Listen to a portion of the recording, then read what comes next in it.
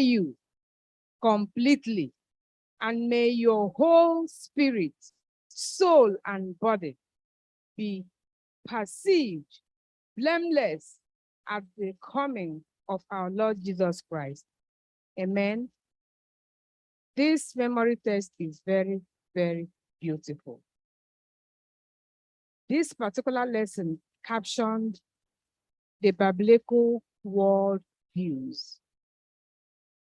It's a very loaded and interesting lesson. This lesson, no matter how you study it from the south, west, east, and north, it is impossible to complete the study of this lesson. It is so vast. But what is important is for us to capture the holisticness of this lesson. What are the take-homes of this lesson? We have a sister who is on fire for the Lord. Through the help of the Holy Spirit, she will come and moderate this lesson with us. This lesson is so beautiful. What I think about this lesson is that this lesson is presenting to us the biblical views. In our world today, what should be your view? Our view is, thus says the Lord. Simple. And the Satan comes your way. It is written where? In the Bible. The book of Revelation is talking about how the world is going to turn around and the beast becomes error. The beast becomes what they think is in the place of our Christ. It doesn't happen. It will not happen. Because in Revelation 14, the true gospel of the kingdom came on. The everlasting gospel. We all know it in Revelation. We recite it all the time. So today, when you're studying this lesson, ask yourself, what was Christ's model? You cannot be spiritual alone. It has to be holistic. You have to involve your physical nature. Everything you have to do, your eating, your drinking, whatever it is, the entirety of this lesson today is geared towards using yourself, your body, which is the temple of the Most High, to glorify God in all things, holistically. So as we study this lesson today, contribute and take home something that will help all of us make heaven. So I will study, as we study, may the Lord bless all of us abundantly in the mighty name of Jesus. Amen. Let us pray. Amen. Our Heavenly Father, we humble ourselves before you now, and we pray divinely that you be in our midst, guide our thoughts, our actions, and whatever we're going to do. More importantly, discussing your word. We don't know it, but we are dependent on you to lead, guide, and direct us.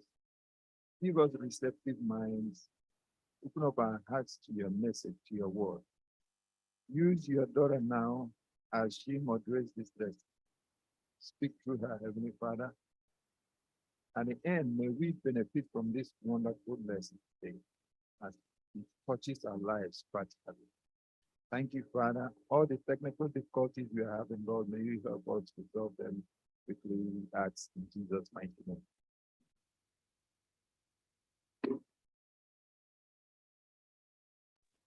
Amen.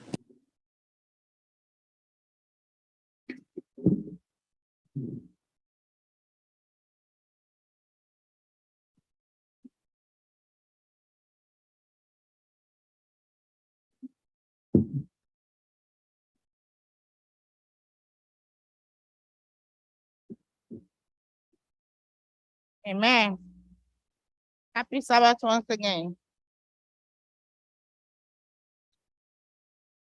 We thank Happy God Sabbath. for bringing us here safely this morning. Our lesson today is lesson number 12. Last week, we studied lesson number 11 that was titled End Time Deception. We studied this lesson and we were told and we learned about different beliefs and different deceptions that are going on in the world today, such as reincarnation, necromancy, and all that. And that brought us to this lesson, this wonderful lesson this morning, lesson number 12, titled The Biblical Worldview.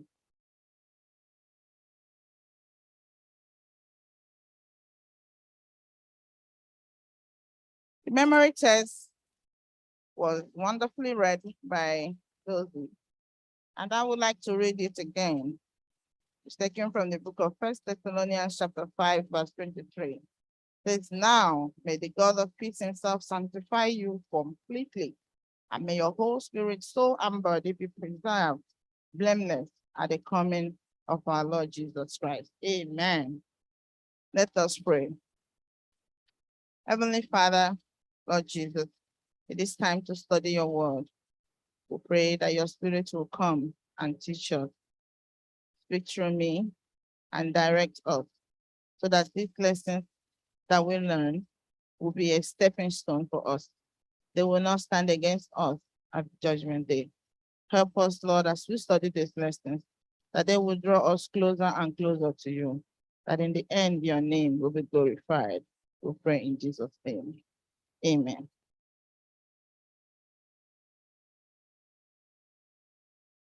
Some of the house rules that we'll be doing this morning, I will be moderating this lesson and I would like everybody to participate. I would like you to contribute. I would like you to ask your questions. If I can't answer, we have able elders in the house that will help us answer this lesson. The question, like we said before, the title of this lesson is the biblical worldview. There are so many worldviews that we have in the world today. I'm sure we know of our traditional worldviews, the things that happen where we come from. We have the atheists, the Hindus, the Judaism. There are so many worldviews today that are saying so many things.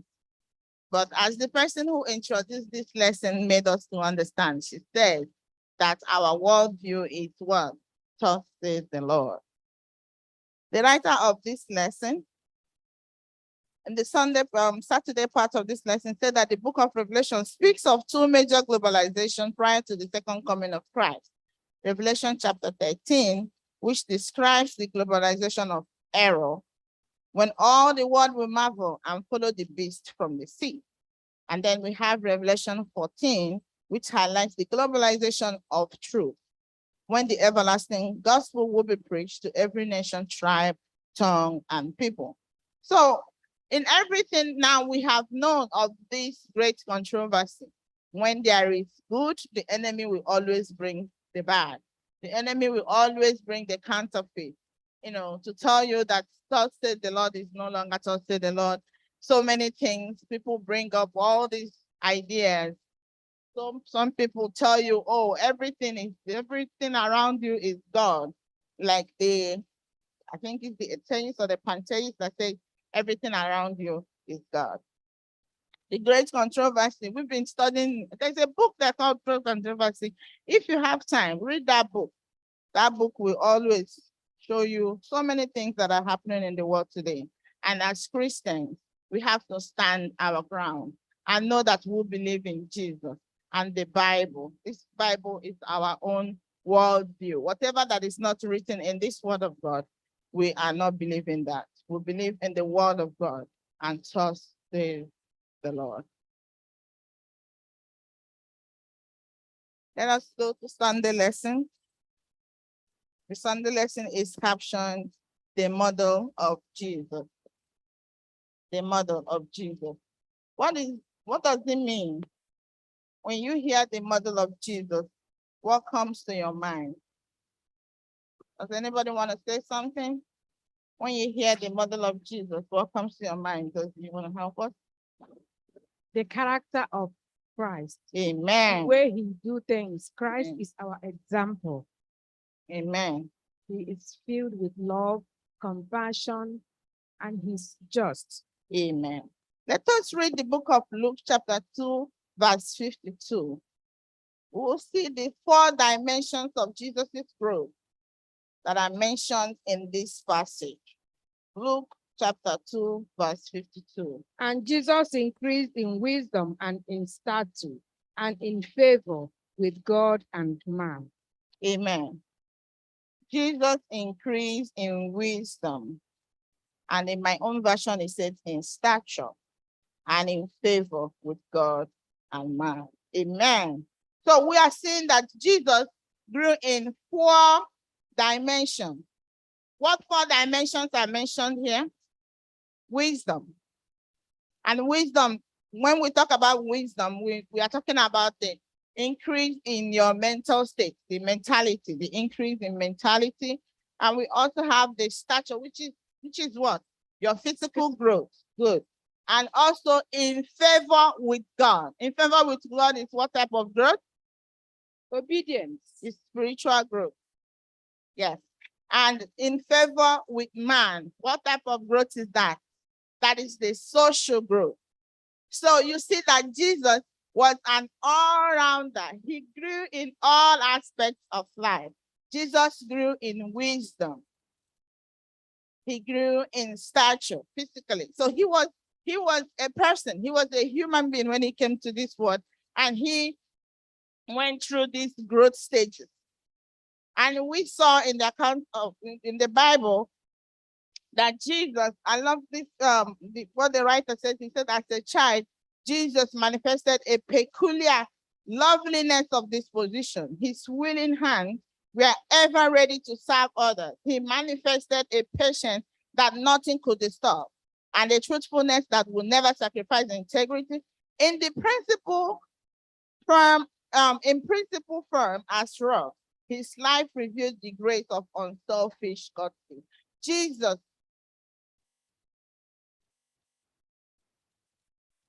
grew as a child.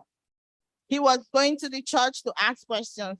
We saw in the Bible when he was in the tabernacle, asking questions to the rabbi and the teachers in the house.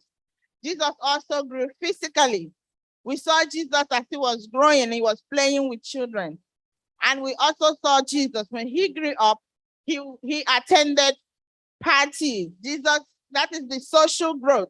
Jesus attended parties where I think we saw in the Bible when he went to a party and he converted water into wine. Yes. Okay. Jesus also increased in spiritual aspects. He was going about preaching the gospel, doing good, being kind, being honest, helping people. So Jesus did not grow only in a spiritual aspect of his life. Jesus grew in every way. So today, the take home in this part of the lesson is that as you are growing as a spiritual person, as a Christian, you don't have to isolate yourself. You have to grow in all parts of your life. If you see people who are around you, help people. If you see people who are in need, help them. If you can belong in any association that you are, belong in those associations, but let your presence there be a blessing to people. Let people see you and glorify the name of the Lord. Let your life be an example to people. Let your life be the Bible that people will read. Let us read the book of Philippians chapter 2, verses 5 to 8.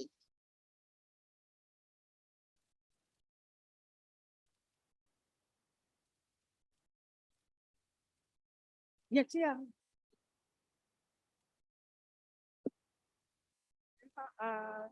You can hear me, right? Yes. Yeah, I have a very big problem this day. Like you just used that word parry. Yeah. Yes. Jesus, as we know, the only parry, if we call it, use that word, is wedding. It's not all the like bad days, everything that's going on around us now, and that Jesus attended. The only 2 things he was doing is that marriage he attended, and when the rest will be at the synagogue. If you read it, just synagogue, synagogue, synagogue. And all these teachings and preaching, healing, so either by the roadside or by the riverside. So that's all we know about it. But if we associate socialization and everything, yes, those are spiritual socialization. It's not like worldly or solid socialization that we did. But in Amen. everything, that what we are meant to understand is that we should know what we should do at the right time. If we are associating, let it not drown us, taking us away from God. Amen. Philippians chapter 2, verse 5 to 8. It says, chapter 2, 5 to 8. Let this mind be in you, which was also in Christ Jesus, who being in the form of God, did not consider it robbery to be equal with God, but made himself of no reputation, taking the form of a bond servant and coming in the likeness of them, of men. 8. And being found in appearance as a man, he humbled himself and became obedient to the point of death, even the death of the cross. Amen. Let this mind be in you, which was in Christ Jesus. I Amen. have my hands up. Does anyone have anything? Yeah. Oh, okay. Let me just conclude here, then ask your question. Then. Okay. Let this mind be in you, which was in Christ Jesus. This part of the lesson we are studying is telling us about the model of Jesus. If Jesus is your model, then you have to do like Jesus, right? We have to behave like Jesus. Our example is Jesus. He is our model. But in this part of in this Bible reading, we saw that Jesus was humble. Jesus was gentle, he's kind, all the good qualities that you can find. We found that in Jesus Christ.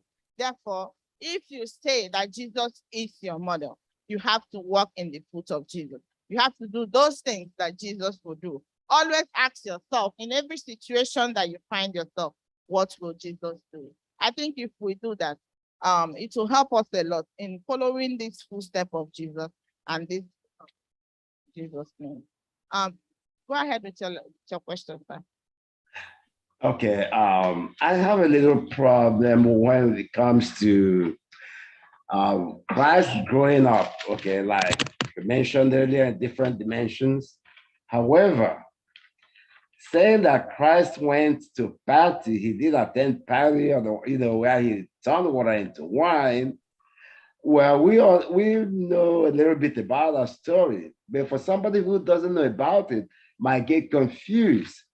I'm thinking that Christ actually did not go to socialize at the party, but he was there to help people, like the celebrants whose wine ran out and they had nothing else to entertain the visitors. Okay. So he helped to provide more wine, fresh wine, when he turned water into wine. And I think that was the aspect of him that should be very memorable. He didn't go there to socialize with everybody else, Okay, sir. in terms of going to party. Okay. Yeah, Thank in you. this part of the lesson, we were trying to explain that Jesus grew in all aspects of life. Yeah, His I understand. growth was not just spiritual. He grew Okay. physically, he grew spiritually, he also grew socially. But we didn't see Jesus partying in clubs. So maybe the word party is the problem. That's exactly what I mean. So I would say Jesus attended the wedding. He Thank attended you. the wedding ceremony. I think that will help us, right? Okay. Okay. So we Thank didn't you. see Jesus attending a club and clubbing and all that. But No. Jesus grew in that. What we are just trying to help us understand is that those things that you know that Jesus can do should I be what understand. we are doing today. We should copy. Jesus should be your model. You should copy the examples of Jesus and just it that way. And that's Yes, I understand. This lesson should also be for those who don't know the scriptures, who might be hearing it for the first time. You never know. Thank you. Okay, I will read to you what Jesus was doing. It's in our lesson, Matthew 4:23. It says here, and Jesus went about all Galilee, teaching in their synagogues, preaching the gospel of the kingdom, and healing all kinds of sicknesses and all kinds of diseases among the people. I Yeah. think you have touched in all these things. Yeah. We will just throw the part away. He went to just Right. like our brother and sister said,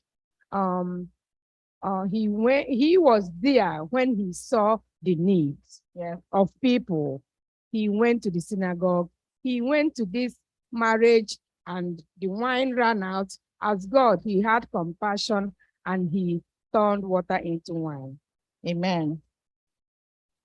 We'll go to Monday lesson, the body as a temple. This part of the lesson, we are recognizing our body as the temple of the Holy Spirit.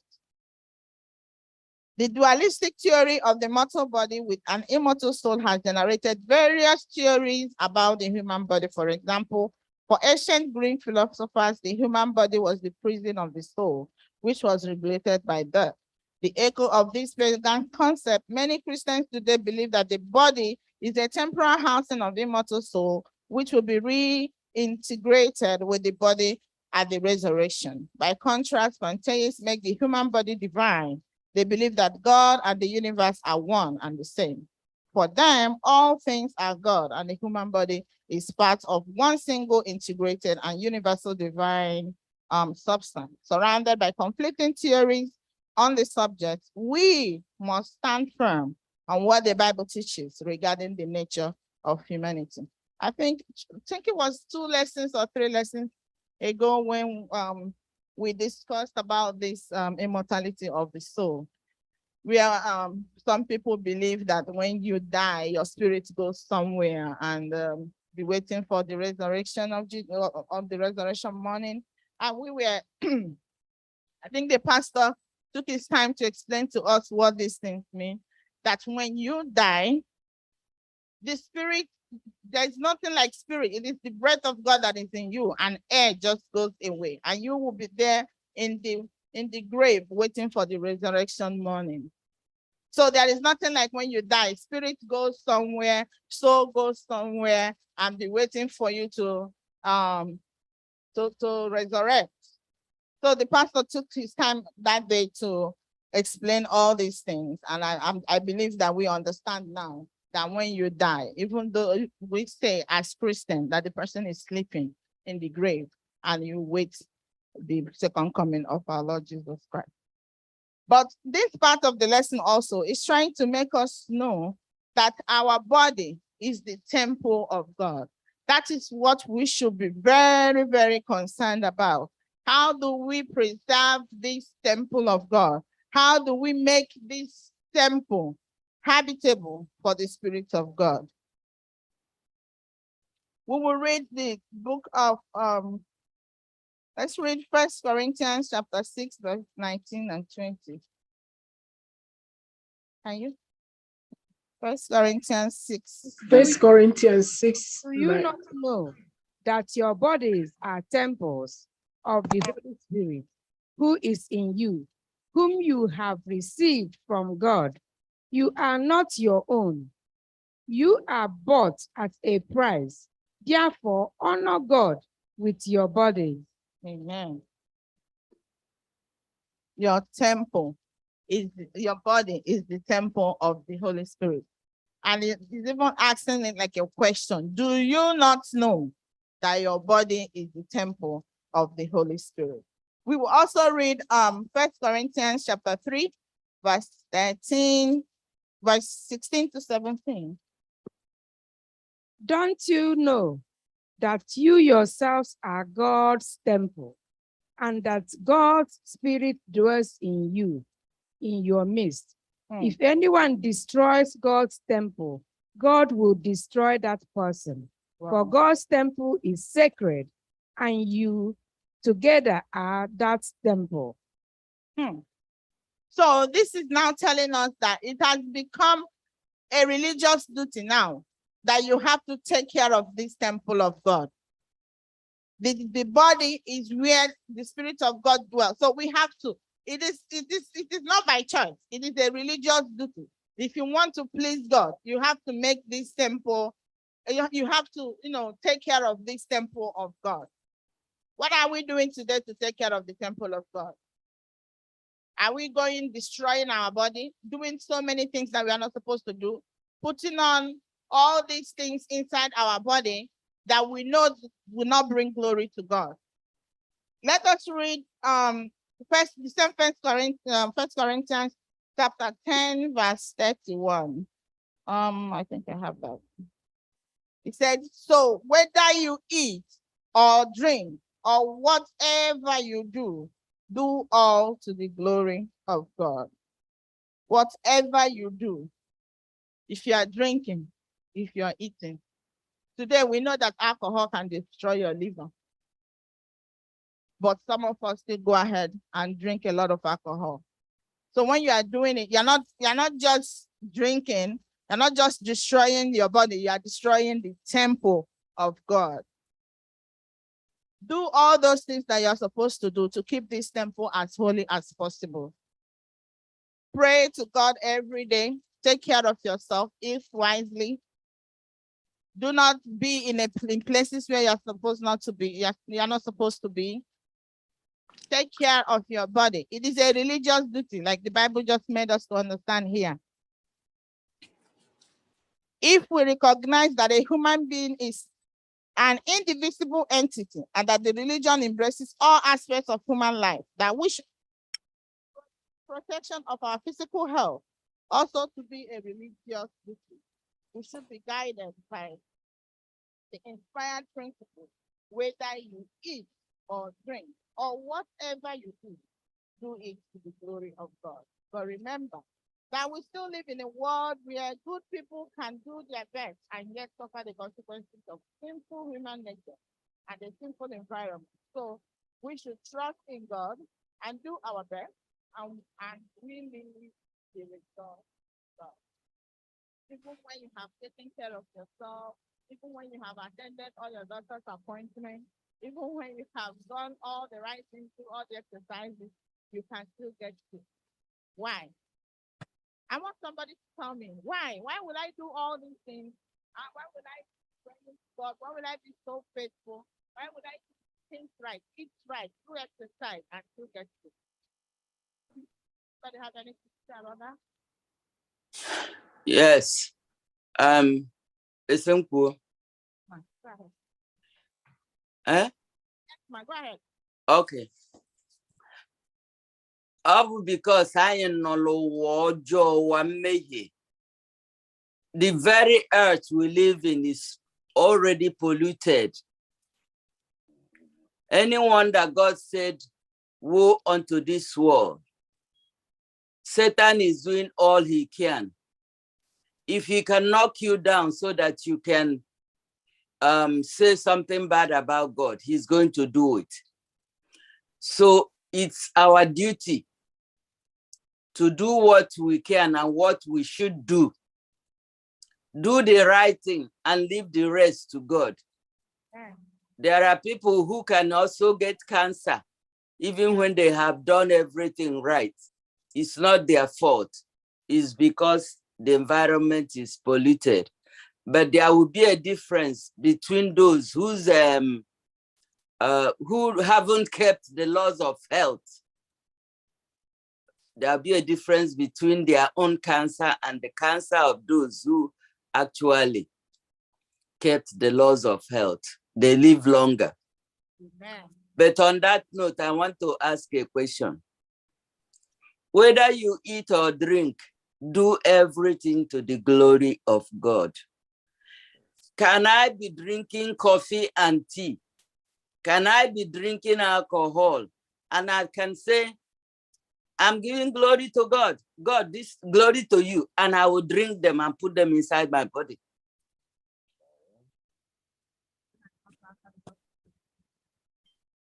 No, Samuel. That's a good question. Yeah, okay. Number one is there anything wrong with that, with coffee? Without hearing. I don't know. Is there anything wrong with coffee? Is there any Nicotine. caffeine product? What is the stand of the Adventists on that? So that takes us to another different level. However, I know for sure, according to Ellen White, it says we should not drink caffeine products. So, for those who believe in the principle of Adventism, those things are not things to put into our body, but to defile our body. The get karam hokara no from Just explain that those things that you know are wrong, because you're not supposed to do them. So it says as Adventist, Ellen White made us in her book, she explained that there is something wrong about caffeine intake. So if you are taking those things that will destroy this temple of God, which is our body, then you are not doing the right thing. That's what the other. I think that mic isn't working fine. Does it mean that it is Ellen White who said that caffeine is not good for your body? Or, Gave an The example. Bible. Gave an or is it established in science? Yeah, what I'm saying, these are health principles. Can you hear me now? Yes, it's better. Okay. There are health principles that we know very well at Good. Adventists. There are many of them. Just as she said, Jesus grew in stature, in wisdom, had favor with God and also man, spiritual, physical, and otherwise, all round. So as Adventists too, as we keep to this, there will be benefits we shall get from it. However, we are still growing. There are certain level that we have not reached. Most of us go taking caffeine for certain reasons, and they give reasons for that. But what is the stand of the Adventists on that? So it's a whole lot of different topic. So we won't delve too much into that. But what I'm saying is, as Ellen White pointed out in one of her books, that caffeine is not good. We shouldn't put it in our bodies. So that's the area I pointed out. Amen. Amen. The I just wanted to say that this area, the body as a temple, it's deep. It's deeper than eating and drinking. Sometimes people might drink and eat moderately. Sometimes people might not even eat and drink whatever it is that people are drinking. But there are also other factors in this temple of God. Our actions, how do we treat the body holistically? It's not only eating and drinking. Let us evaluate the other things we do to edify God. What we do to the body. Do we these days overwork ourselves because we want to do this and do that? Do we not pray? A praying heart keeps the entire body good. So there are little other things as a child of God that we do to keep this temple, to take out clusters in this temple, lies and evil and anger and all kinds of things. Holistically, there are other things that are not drinking and eating that we can do to keep this temple holy, so that the Amen. Holy Spirit can dwell in it. Thank you. Amen. We'll go to Tuesday lesson, and Tuesday lesson is captioned "The Mind of Christ." We are all reminded today that in all that we do in our daily lives, we need to have the mind of Christ. We need to have the mind of Christ. The writer here said that some people believe that by changing the environment, the individual will be transformed. Definitely, we should avoid places and circumstances that can make us more vulnerable to temptation. But our problem with temptation and sin can be solved only by the transformation of our hearts. Christ touched the core of the issue when he stated, "For it is from within, out of the person's heart that the evil thoughts come. Sexual immorality, theft, murder, adultery, greed, malice, deceit, lewdness, envy, slander, arrogance, and folly. This means that our minds need to be transformed in order for our behavior to be changed. And I asked a question: what do you understand by transforming your mind and being transformed? Does anyone want to explain it to me? What it means by transforming our mind and being transformed? Elder, you want to? The Bible says that let this mind, which was in Christ Jesus, be in us. So we start by asking ourselves, what was in the mind of Christ? It takes us back to who Christ was. What was his example?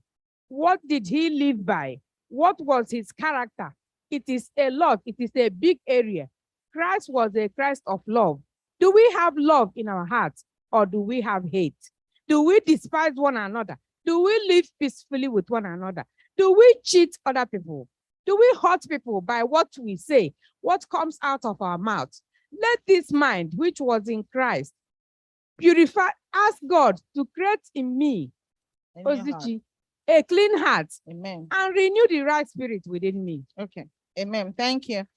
So I was just going to say, when you say about transform, transforming your mind. Yes. And being transformed. right, that means that your perception will change. The way you look at things will change. The way you do things will change.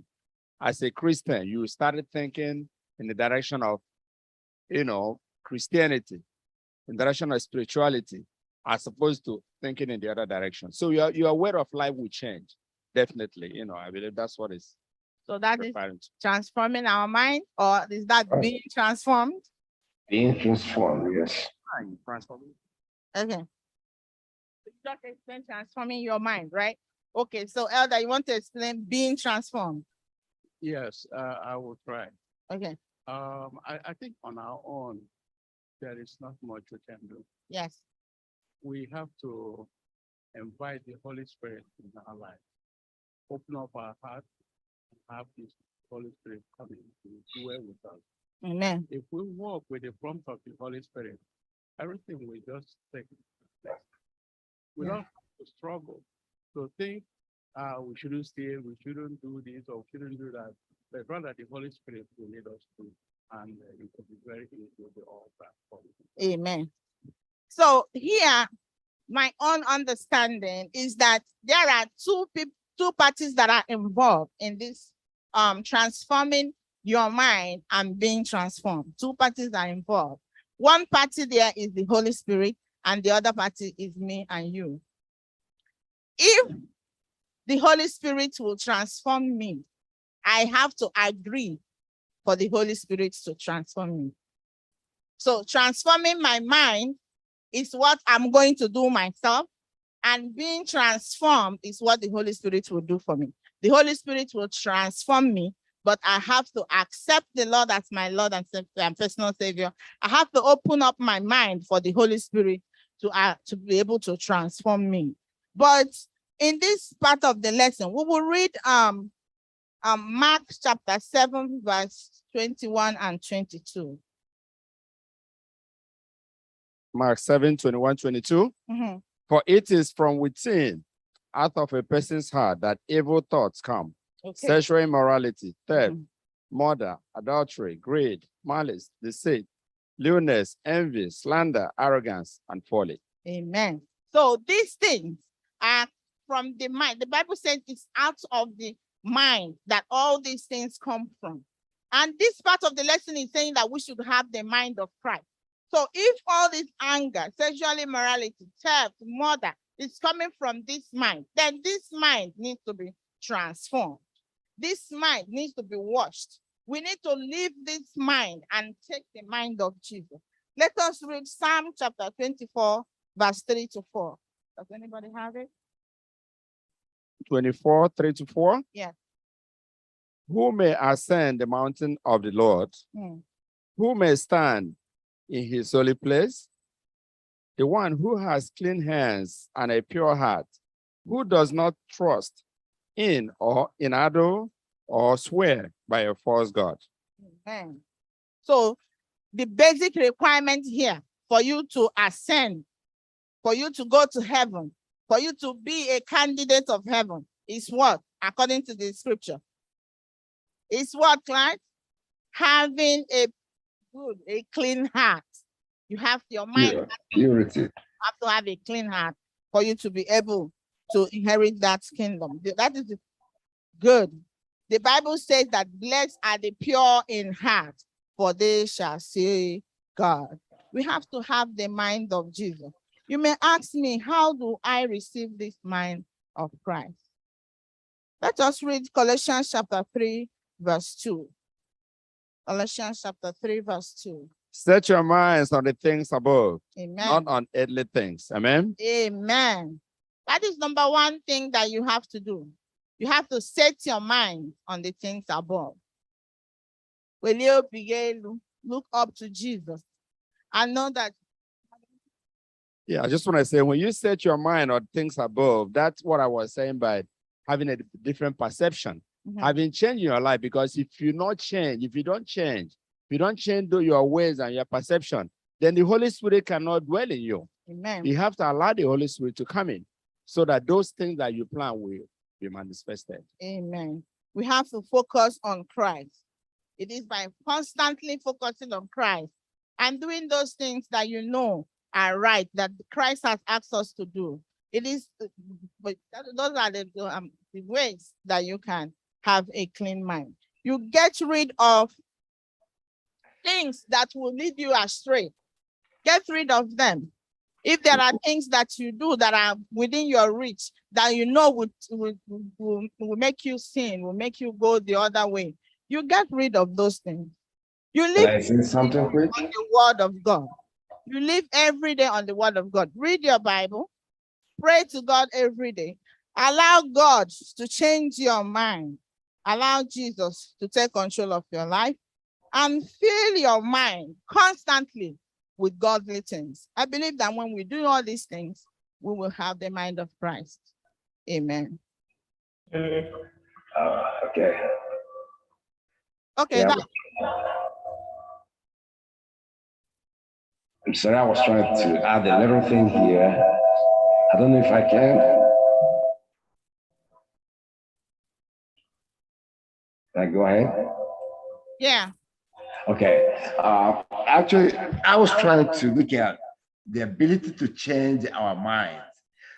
I'm trying to see when somebody offends you or anybody, you can forgive, but forgetting might not be up to you to decide what to remember and what not to remember. So in the same way, changing our mind may not be up to us, because there are even many things we may want to forget. Unfortunately, from time to time, they flash through our mind. We can't forget them on our own, except God works in us, or except the Holy Spirit actually takes those things away from our minds. So I don't know how you see that. It's not up to us to forget, but it's up to us to forgive.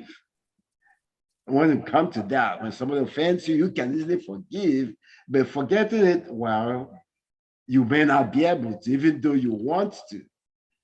So I don't know if you understand where I'm going, where I'm coming Yes, from. I understand where you're going, sir. That is why we said in the lesson that you need the Holy Spirit. Yeah. That is why we explain being transformed and transforming our mind, that we need the Holy Spirit to transform us, but we have to have an open mind.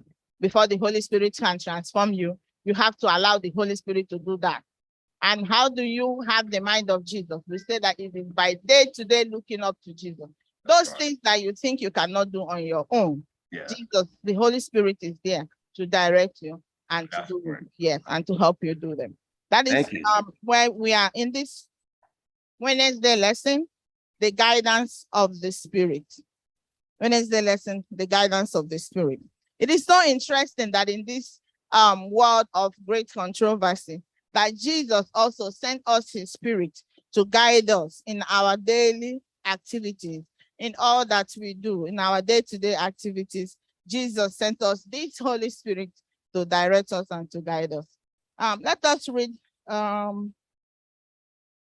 This is a long reading, but I'm sure we all know about this story of Philip when he was in Samaria, healing and preaching. We should know that our journey with the Lord is a step-by-step journey. It's not something that happens once in a lifetime. It is a continuous thing that happens in our life, every day of our life. We keep praying, we keep asking God to lead us. You know, the Bible said, knock and ask and you shall receive. Knock and the door shall open. You don't knock once, you continue to knock.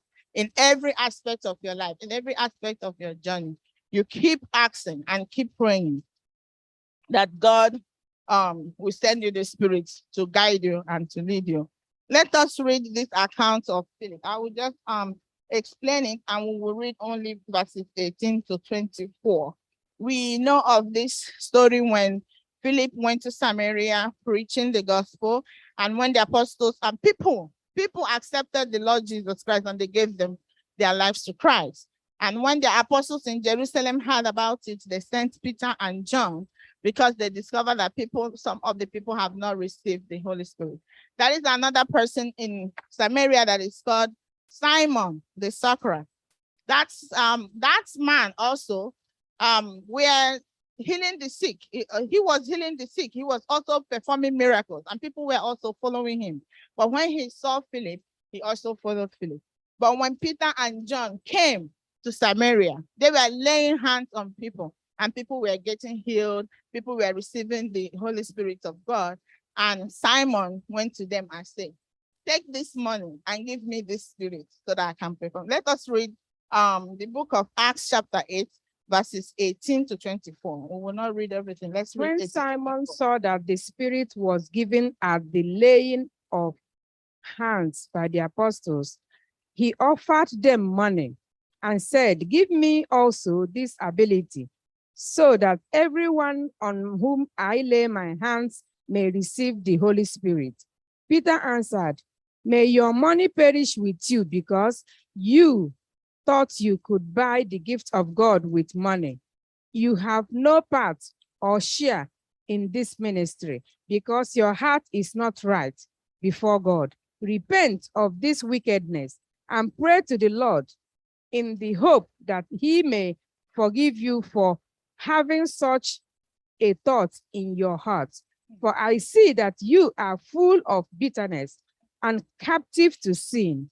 Then Simon answered, pray to the Lord for me, so that nothing you have said may happen to me. After they had further proclaimed. Thank you, David. Thank you, David. So you see, Simon, he followed Philip, and he wanted to bribe his way out. He wanted to buy this, the gift of the Holy Spirit. He wanted to buy the gift. But you see that in our lives today, in our world today, people are so interested in having the gift of the Holy Spirit, but we are not interested in having the fruits of the Holy Spirit. We know that there are two different things, right? Okay. The fruit of the Holy Spirit, does anybody know one of or two of them? Good. Amen. Long suffering. There is one. Long suffering, kindness, and all that. Nobody wants to have those things today. All we want to do is we want to lay hand and people get well. We want to command the fire to come and the fire comes. We want to prophesy.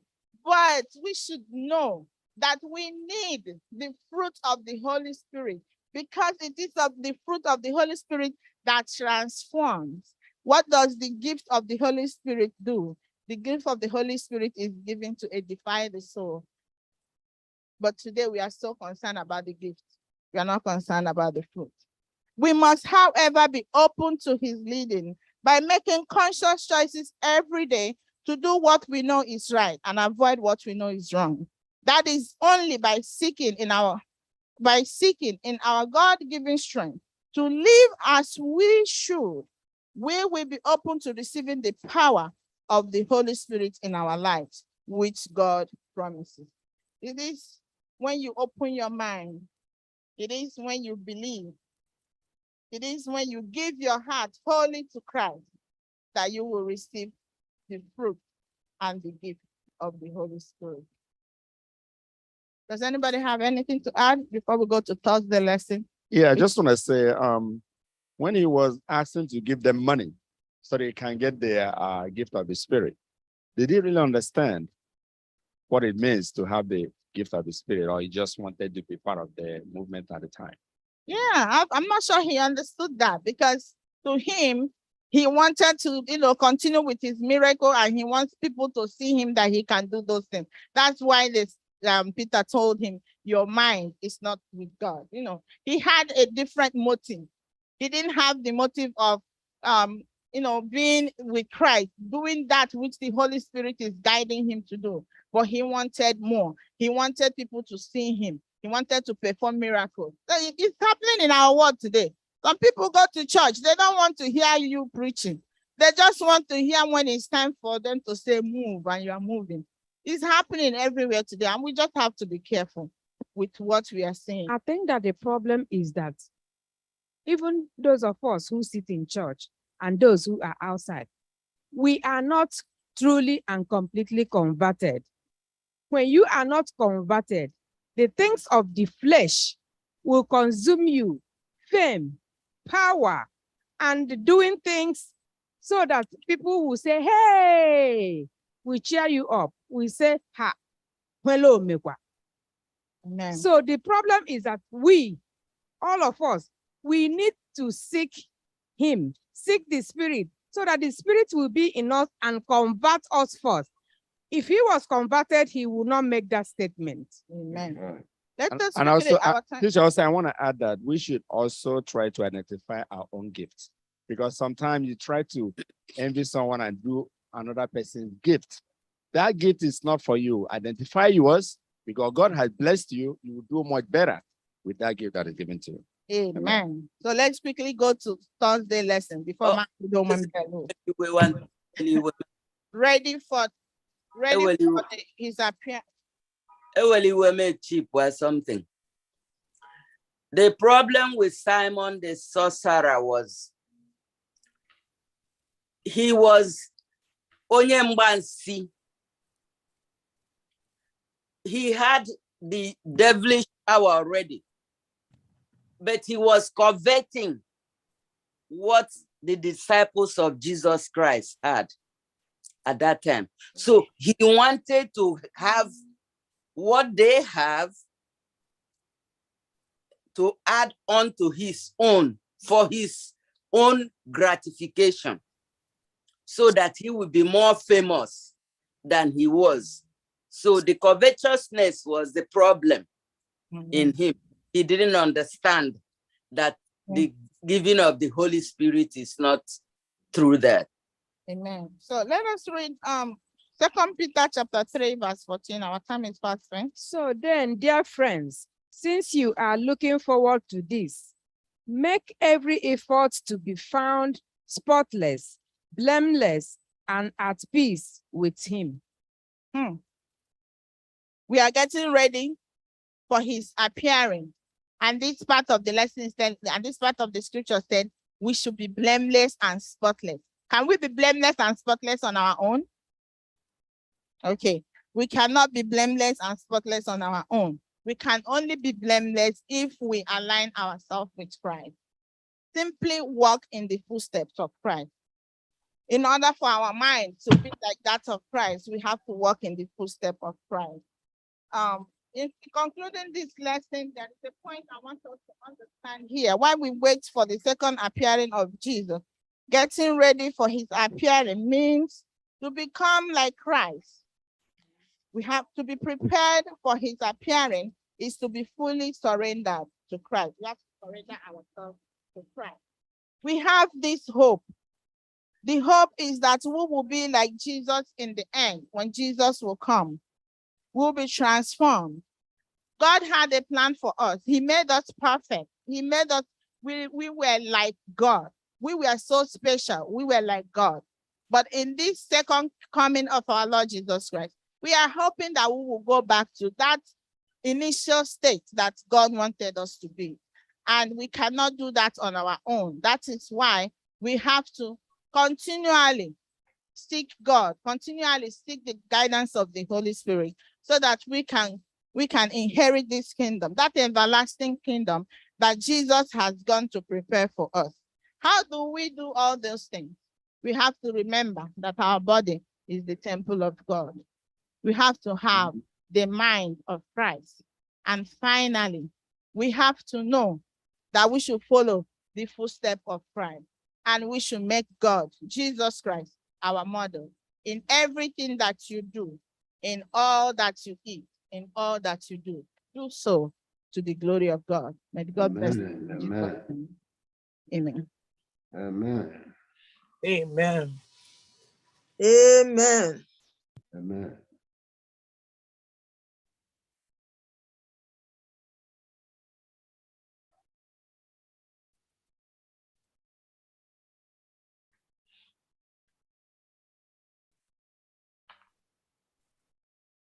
Oh,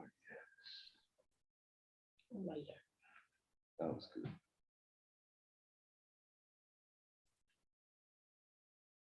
Mgbe m lụsịrị ọlụ m, aga m ala n'ala kasị mma. Aga m ala n'ala kachasị mma mgbe m lụsịrị ọlụ m. Amen. That lesson was beautifully taught. Thank you, my sister. I thank God for you, and may the Lord bless your ministry in Jesus' name. This is the time for our Sabbath school expense offering. Today is the 12th Sabbath. Next week is the 13th Sabbath. I see the superintendent sharing the quarterly. This quarterly was bought with our money. We need to give more so that we will buy more quarterly, use some, and go out and give to others so that they will know about God, so that they will know about all these deceits that we studied today in Revelation 13, so that we will truly know that the beast is about to sweep us out off our feet, and that we should go to Revelation 14 and preach the everlasting what? Gospel. So let us contribute generously to this Sabbath school expense offering, and remember that next week coming will be what? 13th Sabbath. Mgbe m lụsịrị ọlụ m, aga m ala n'ala kasị mma. Aga m ala n'ala kachasị mma mgbe m lụsịrị ọlụ m. Mgbe m lụsịrị ọlụ m, aga m ala n'ala kacha mma. Aga m ala n'ala kachasị mma mgbe m lụsịrị ọlụ. Ebe mara mma, ebe obibi ọma, nye ndị kwere ekwe.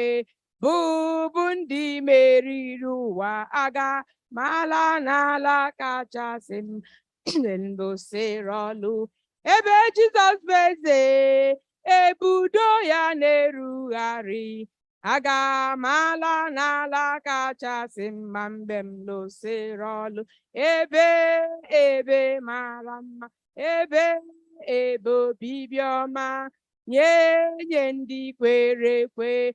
Bụ ndị meriri ụwa agha, ma ala n'ala kachasị mma mgbe m lụsịrị ọlụ.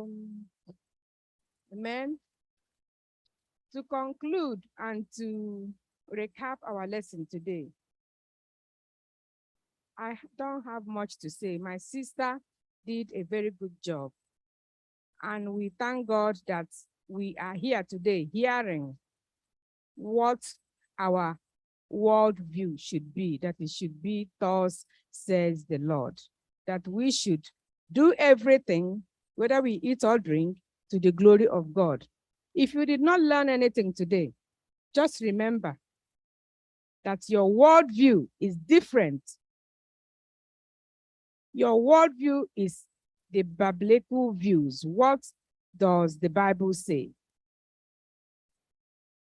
That is your worldview. And that this body, which is the temple of the Most High, that it is just given to you by God. He owns it. He bought it with the special blood. Very expensive.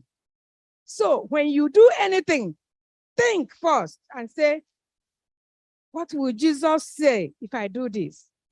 Just ask yourself that little question. But first of all, ask for the Holy Spirit, because you cannot do it on your own. When you do that, you will be okay. So to conclude, I'll just sing this small chorus that I heard. This is camp meeting time.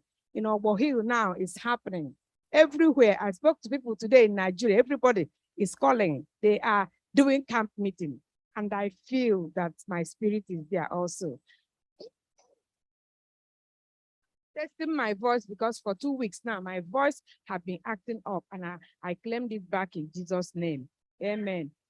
Glorify your Savior in your body and spirit. Glorify your Savior in your body and soul. Your body is the temple of the living God. So glorify your Savior in your body and soul. Glorify your Savior in your body and spirit. Glorify your Savior in your body and soul.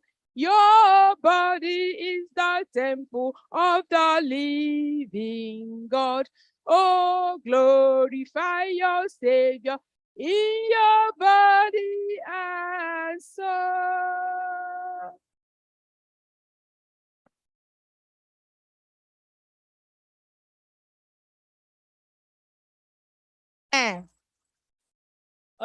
Intact. I didn't mean those. And the Lord bless our ministry in Jesus' name. Amen. We will now bring this wonderful Sabbath school to a close by singing from SDAH 308. SDAH 308. May we all rise? I will be their Savior, holy thine. Holy thine, holy thine, oh Lord, just now. I will be your Savior. Teach me how, teach me how. I will do thy will, oh Lord, not mine. Help me now. Holy thine, holy thine, holy thine, this is my vow. Holy thine, holy thine, holy thine, oh Lord, just now. What is worldly pleasure, wealth of fame, without thee, without thee? I will leave them all for thy dear name. This my will shall be. Holy thine, holy thine, holy thine, this is my vow.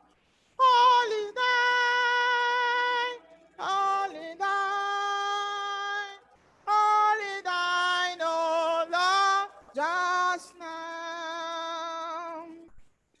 As I cast and transcend just behind, come thou near, come thou near.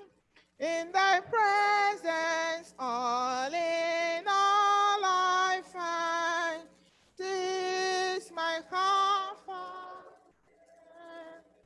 Holy thine, holy thine, holy thine, this is my vow. Holy thine, holy thine, holy thine, oh Lord, just now.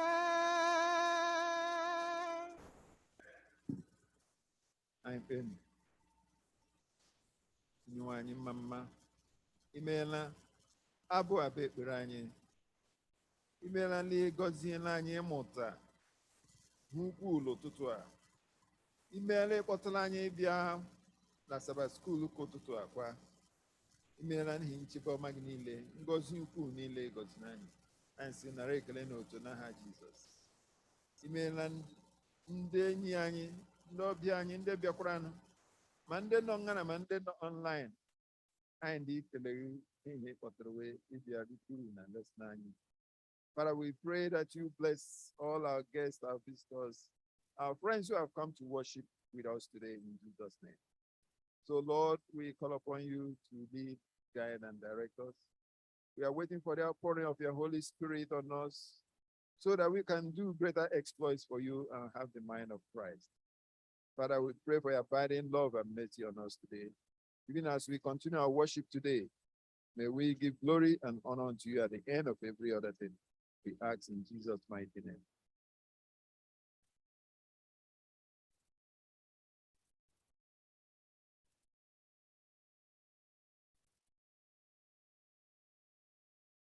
Thank you so much, everyone, for joining us today in the Sabbath school. Like we all do, we appreciate you. I will pray that the Lord will be with you.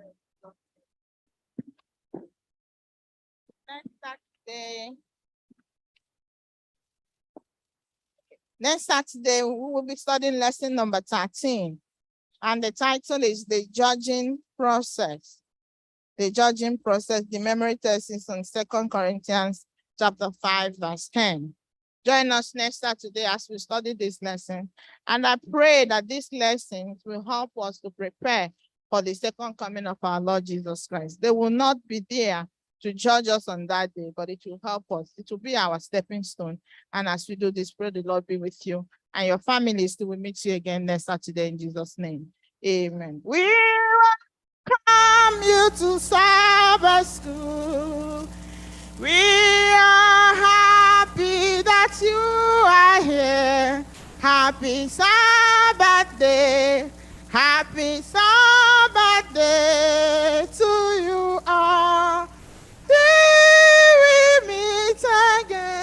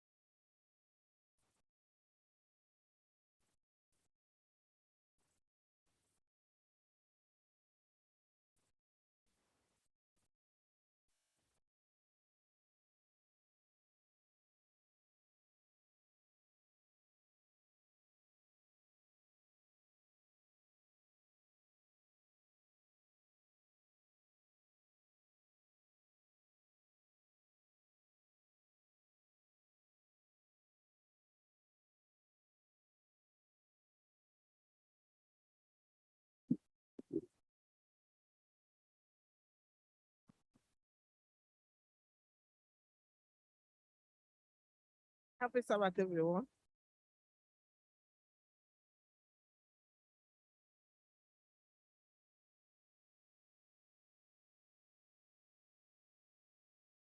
For us to commence our song service, let's come to our SDH 305. Don't have good voice, but SDH 305. In the morning when I rise, in the morning when I rise, in the morning when I rise, in the morning when I rise, give me Jesus, give me Jesus, give me Jesus. You can have all this world. Give me Jesus. Dark midnight was my cry. Dark midnight was my cry. Dark midnight was my cry. Give me Jesus. Give me Jesus. Give me Jesus.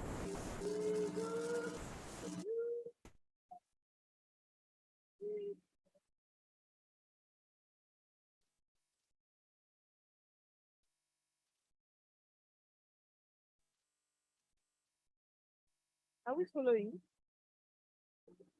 If you're not singing.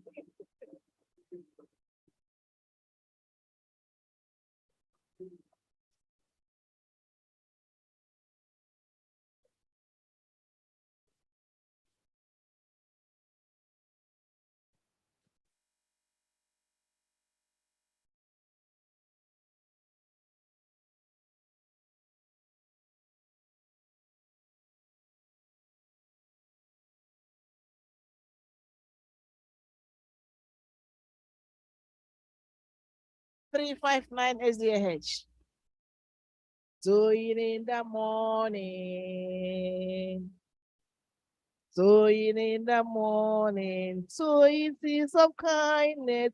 Sowing the noontide and the dewy heat. Waiting for the harvest and the time of reaping, which shall come rejoicing, bringing in the cheese. Bringing in the sheaves, bringing in the sheaves. We shall come rejoicing, bringing in the sheaves, bringing in the sheaves, bringing in the sheaves. We shall come rejoicing, bringing in the sheaves. Going in the sunshine, showing in the shadows, bearing neither clouds nor winter chilling breeze. By and by the harvest and the labor ended, we shall come rejoicing, bringing in the sheaves, bringing in the sheaves, bringing in the sheaves. We shall come rejoicing, bringing in the sheaves, bringing in the sheaves, bringing in the sheaves. We shall come rejoicing, bringing in the sheaves. Going forth with weeping, going for the Master, though that not sustain our spirit of grief. When our weeping's over, and we bid us welcome, we shall come rejoicing, bringing in the sheaves, bringing in the sheaves, bringing in the sheaves. We shall come rejoicing, bringing in the sheaves, bringing in the sheaves, bringing in the sheaves. We shall come rejoicing, bringing in the sheaves.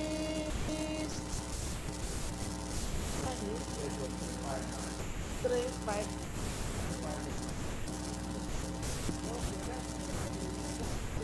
Yes, that's my favorite.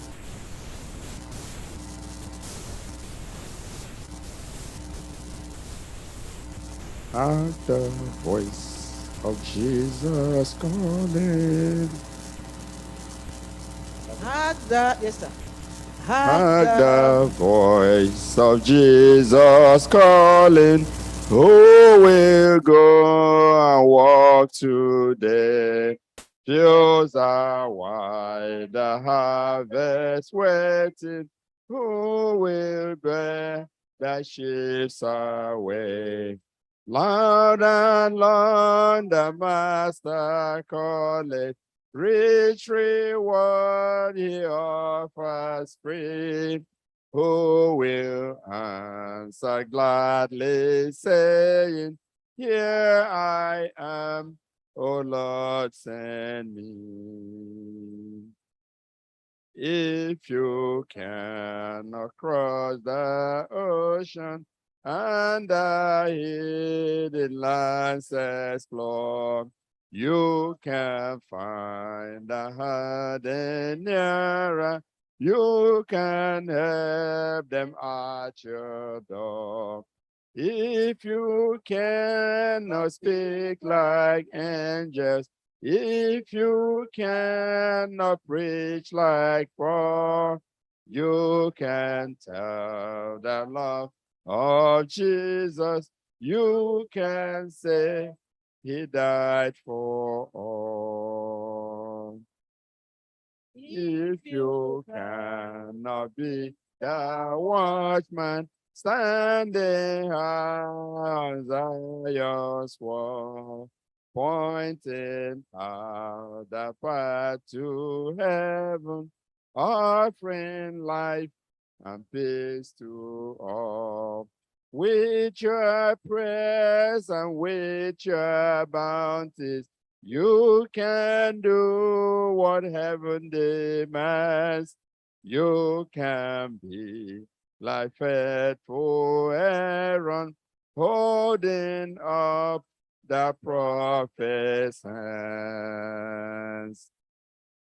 Why the souls of men are dying, and the master calls for you.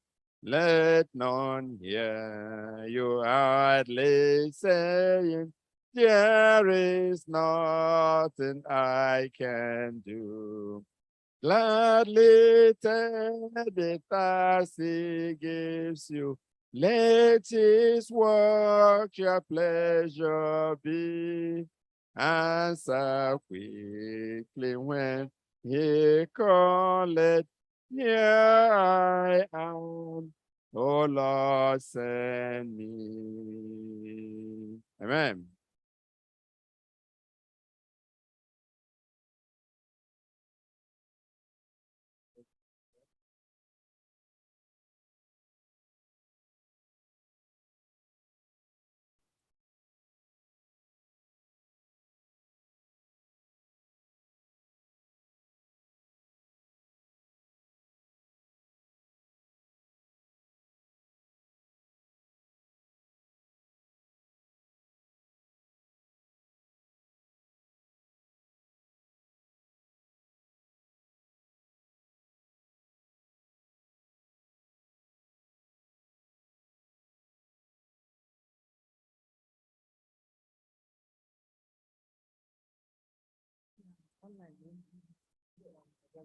Okay, him 249.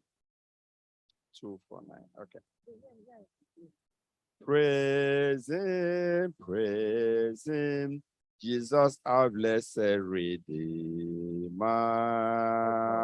Let's go. Praise him, Jesus, our blessed Redeemer. Sing, oh, it is wonderful love proclaim. Hail him, highest earth angels sing glory, strength and honor, give to his holy name. Like a shepherd, Jesus will guide his children. In his arm he carries them all the day. Praise him, praise him. Tell of his excellent greatness. Praise him, ever in joyful song. Praise him, Jesus, our blessed Redeemer. For our sins, he suffered and bled and died. He our hope of eternal salvation. Praise him, Jesus the crucified. Sing his praises, Jesus who bore so long, then wonderful, deep and strong. Praise him, praise him.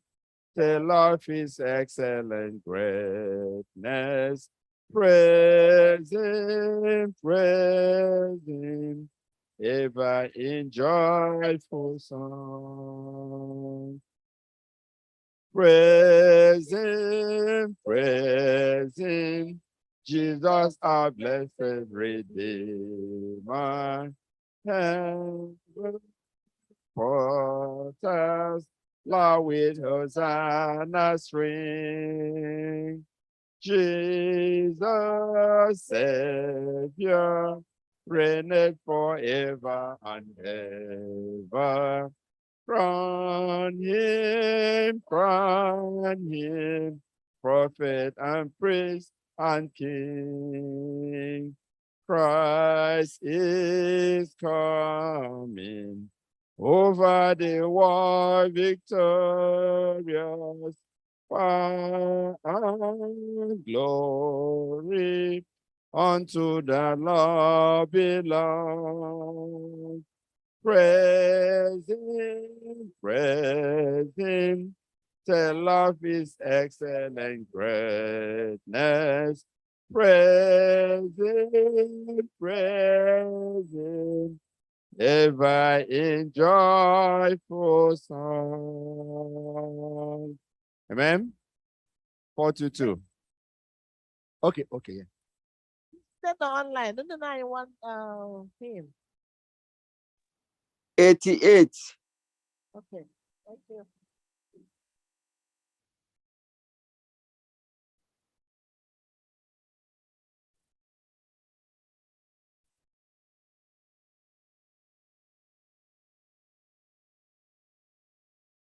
Hymn 88. I sing the mighty part of God. Okay. I sing the mighty power of God that made the mountains rise, that spread the flowing seas abroad, and built the lofty skies.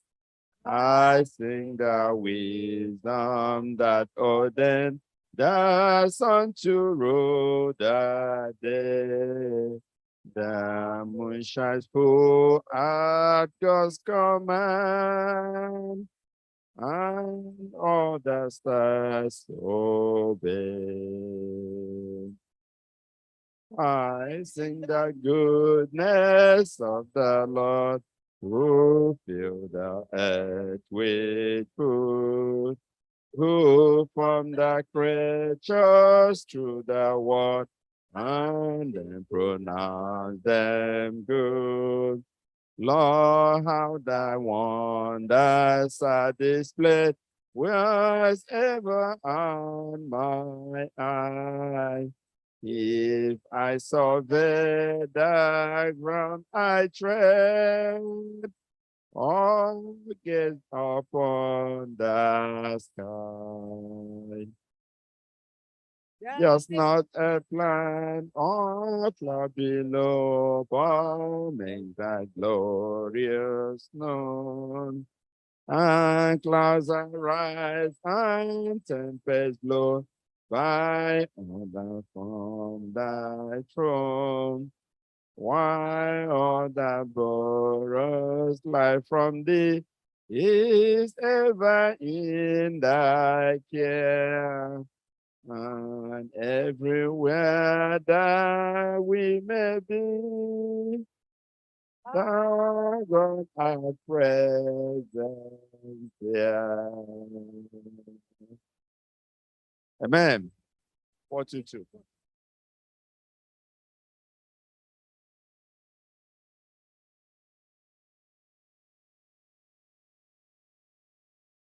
Marching to Zion. Come we that love the Lord. Come with of the Lord, and let our joy be known. Join in a song with sweet accord. Join in a song with sweet accord. And toss around the throne, and toss around the throne. We're marching to Zion. Beautiful, beautiful Zion. We're marching upward to Zion. The beautiful city of God. Let those refuse to sin who never knew our God. God, children of the heavenly King, God, children of the heavenly King, may speak the joys abroad, may speak the joys abroad. We are marching to Zion. Beautiful, beautiful Zion. We are marching upward to Zion. The beautiful city of God. The hills of Zion sees 1,000 cycles way. Before we reach the heavenly fields, before we reach the heavenly fields, or walk the golden street, or walk the golden street. We're marching to Zion. Beautiful, beautiful Zion.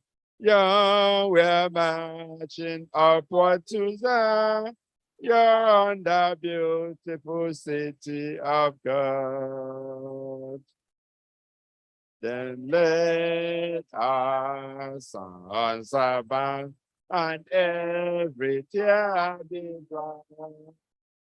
We're marching through Emmanuel's ground. We're marching through Emmanuel's ground to fair. Was on high to fair. Was on high. We're marching to Zion. Beautiful, beautiful Zion. We're marching upward to Zion. The beautiful city of God. Amen. Why are we ready? Why are you ready? Okay, hymn 334.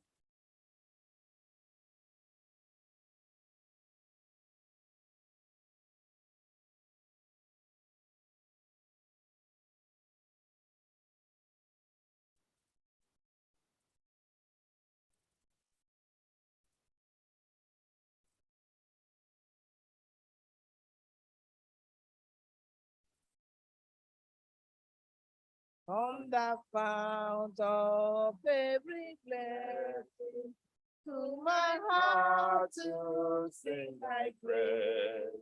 Streams of mercy never ceasing, call for songs of loudest praise.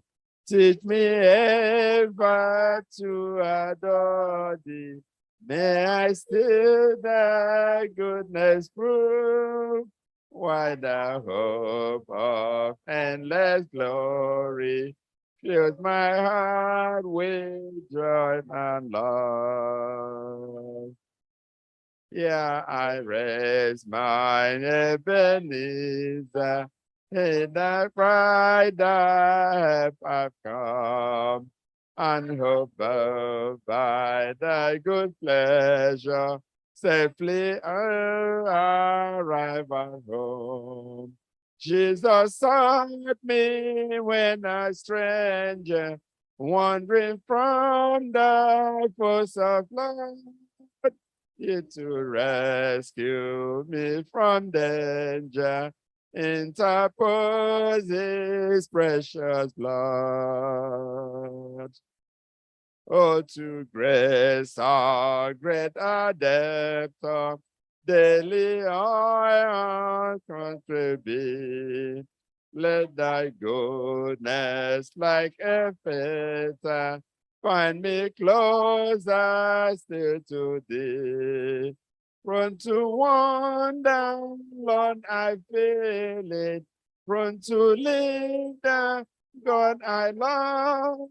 Yes, my heart, oh, take and seal it for thy cause above. Amen.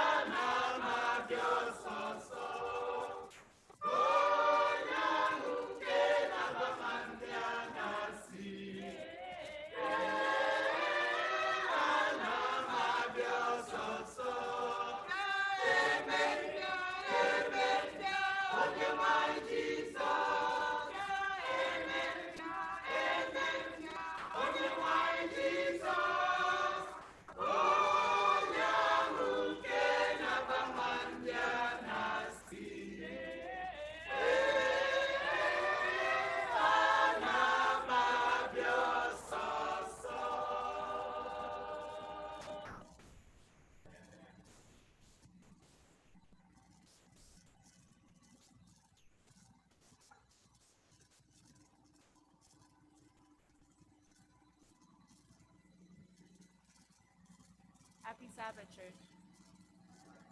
The announcements we have for today, there will be year end, December 31st, and the Sabbath school people will let us know any further news.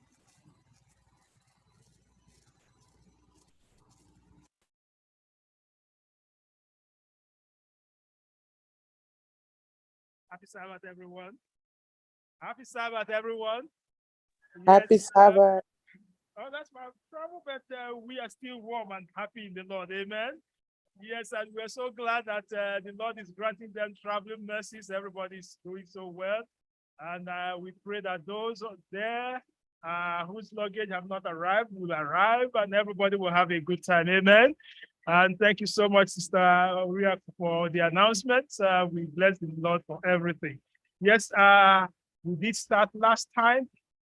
Let me just look around and make sure I have everyone with me. Do I have any new face? I see my beautiful sister right there. Yes, yes. Tell me. Don't let me miss you out. Yes. You see, because I don't have your name, that's why I'm calling. Tell me a little more, Kelechi. Oh, Cherechi. Yes, Cherechi. Ah, from the Abakwe family, right? Yes, Cherechi, you are most welcome. All the way from Houston. Wow. Thanks for choosing Festival as your place of worship. Amen. Amen. Amen. Amen. Do I have any other one? Okay, to those on the screen, I also welcome each one of you. I'm trying to make sure I don't lose anyone. I see my sister from Canada. She's always there present. Thank you so much, sister. And every other one. And those on YouTube, you can see us, but we can't see you. But the Lord sees us all. Amen. So let us all feel at home and let the Lord bless. And we pray the blessings of the Lord on every one of us in Jesus' name. Amen. Yes, last time we started out with the nominating committee, and I believe they have finished their work. So they are here to give us the second reading. So at this time, we invite the secretary of the committee, Sister Tochi Evo, to come give us the second reading, and this way we can also vote it in. Amen. Yes. All right. Thank you so much. Happy Sabbath, church. Happy Sabbath. This is now going to be the second reading of the nominating committee for 2023 to Can you 2024. give my pictures here?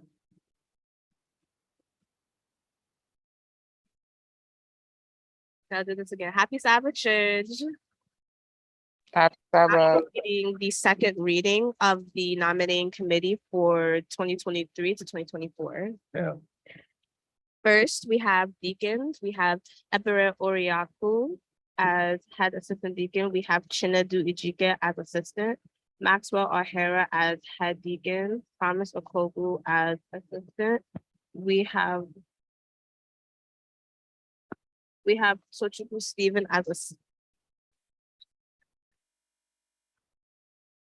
We have Tochukwu Stephen as assistant, Azubike Onyenya as assistant, Chinwendu Isiaba as assistant, and Ihani Ezekiel as assistant.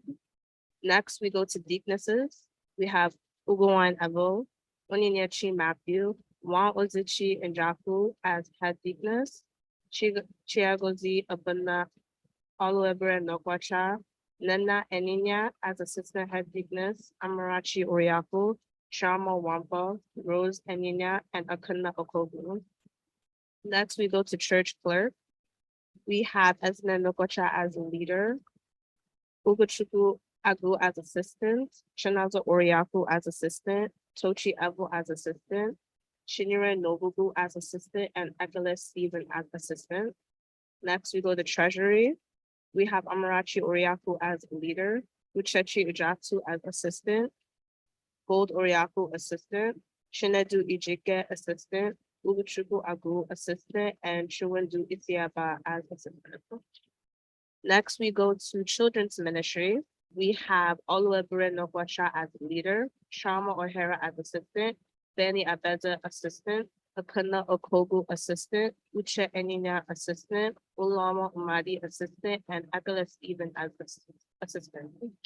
Next, we have women's ministry.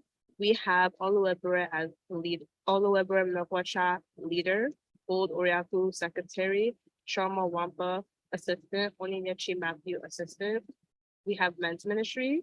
We have Ihani Matthew as leader, Shinedu Ijike assistant, and Everett Oriaku as secretary. Next, we have prayer ministry. We have Odama Sanya leader, David Wampa assistant, Chika Nobugu assistant, Evelyn Alozian assistant, Benny Abeza assistant, and Chidima Emenike as assistant. We have choir ministry. We have Chigozerem Hebere, Gold Oriaku, Shinedu Ijike, and Margaret Wampa. We have praise team. We have Ulama Umadi as a leader, Shinere Agu as assistant, Shinaga Oriaku assistant, Uguwan Evo assistant, Shinedu Ijike assistant, Uchechi Ujatsu assistant, Promise Okogu assistant, Shinere Oriaku assistant, Shinaza Evo assistant, Ihani Ezekiel assistant. We have Pathfinder Adventure Committee, Amarachi Oriaku, Evelyn Alozian, Uguchuku Agu, Ebere Oriaku, Gold Oriaku, Shinedu Ijike, Maxwell O'Hara, Sharma Wampa, Uguayan Evo, Shinaza Evo, Akana Okogu, Shinira Agu, Danny Abeze, Ihani Ezekiel. We have communications.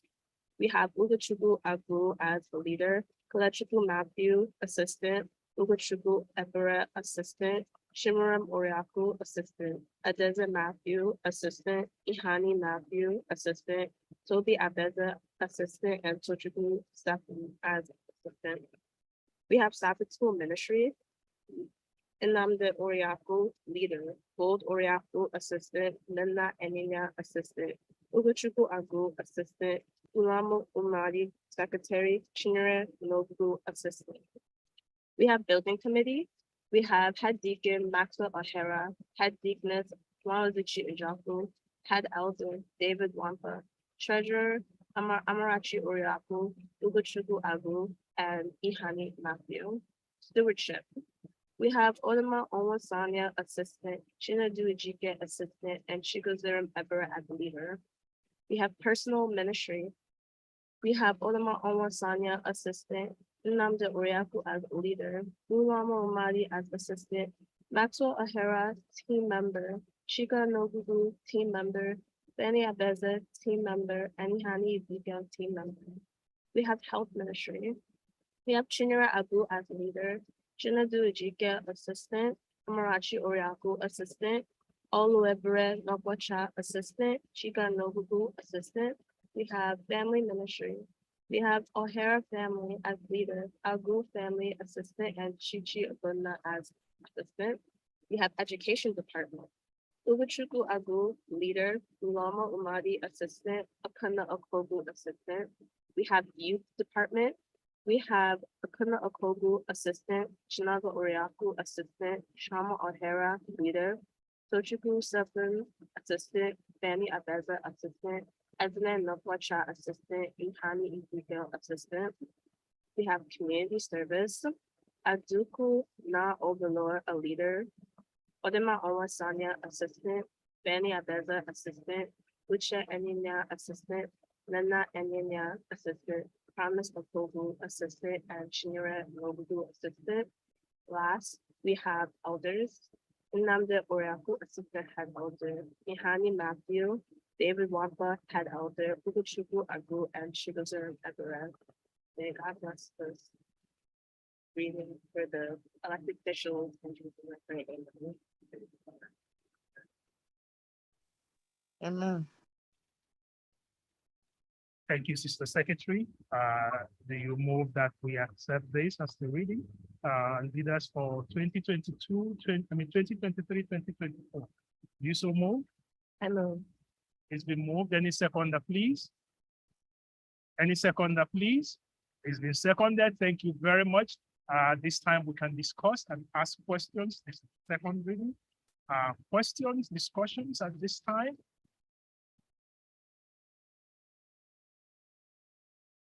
Okay, thank you so much. In the absence of any question or further discussion, will somebody call question, please, on this nominations, please? Will somebody call question?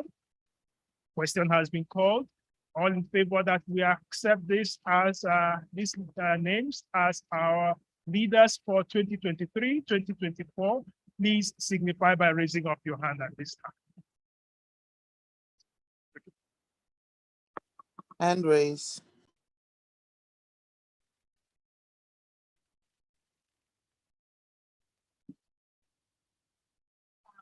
Should we have 9?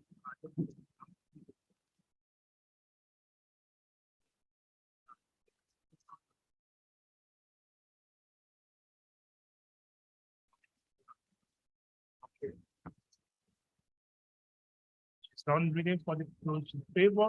Those against, please signify by raising up your hand.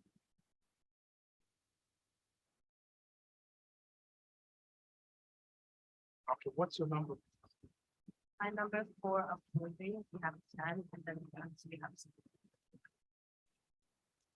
Thank you so much, Church. In the light of this, we have the leaders for 2023, 2024. I want to thank the nominating committee for a job well done. And on behalf of the church, I want to extend our thanks, appreciation to you and the entire committee. And especially, I need to thank the secretary for a job well done.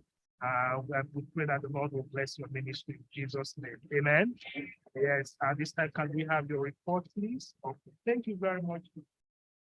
God bless you. All right, the job is done. And to the church, because most of the leaders are not here, we will have to do the dedication sometime in January when we have all our members here and we can dedicate everyone. Again, we want to say thank you to each and every one of you, the cooperation and the support you gave to the leaders. And we pray that we'll also give the same support and leaders to the incoming leadership in 2023 and 2024 in Jesus' name. Amen. So at this time, we'll call the church to worship and pray that our worship today will be acceptable unto Elder David Wampash. The Lord uses you today to break the bread. We pray that he will feed you in Jesus' name. Amen. Happy Sabbath, everyone. Before I just go, you can see the construction work going on everywhere. We need you to please be mindful of your movement. We have things all around the place. Please be mindful of everything. Everything will soon be completed. Thank you very much. Happy Sabbath.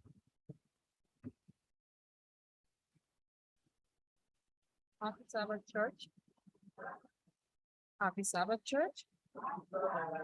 Okay, Pastor, you already did the welcome, but once again, I will welcome our sister, Kelechi.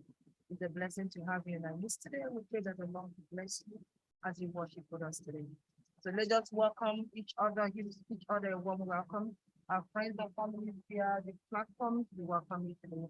The book of Psalm 122, verse 1 to 2 says, I was glad when they said unto me, let us go into the house of the Lord. Our feet shall stand within thy gate, O Jerusalem.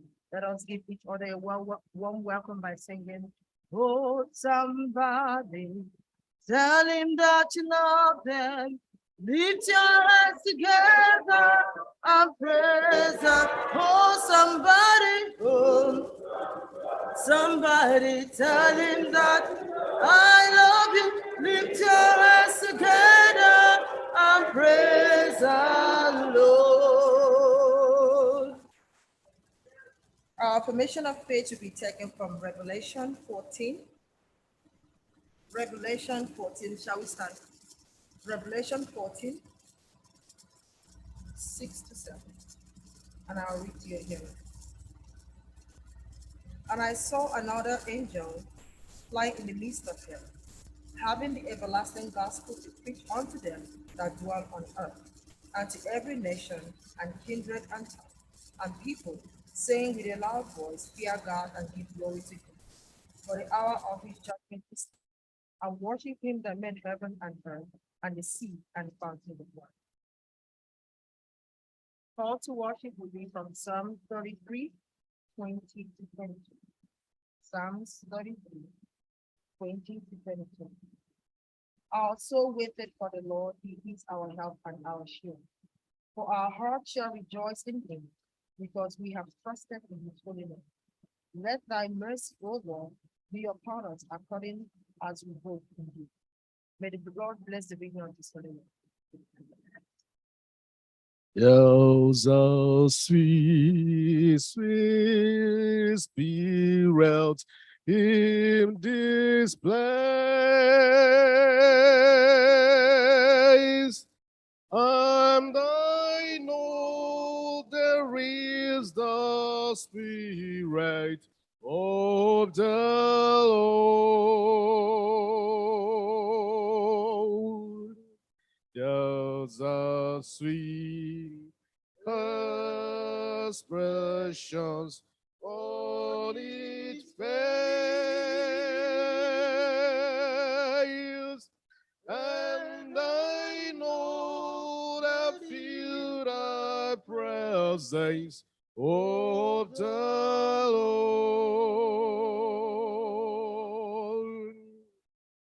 Sweet Holy Spirit,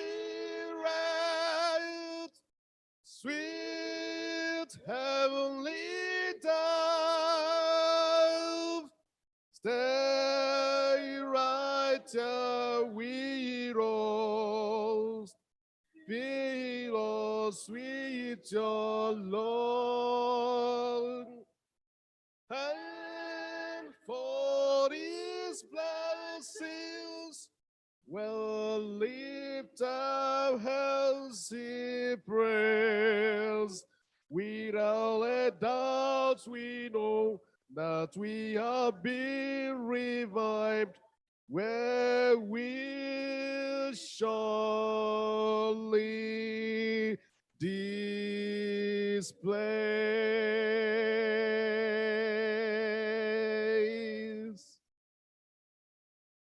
Our dear Heavenly Father, we have come to your presence before this birthday.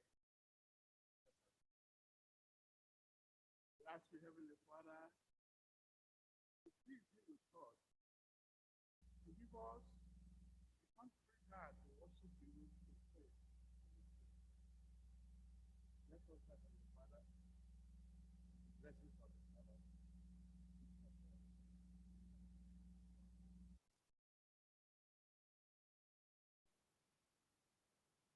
Shall we remain standing as we take our opening hymn, SDH 198. 198 SDH. Good.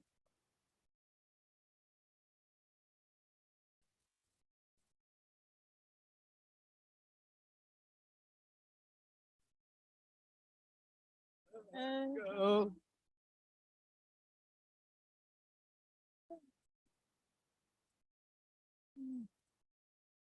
All right, let's start it. Let's start it all together.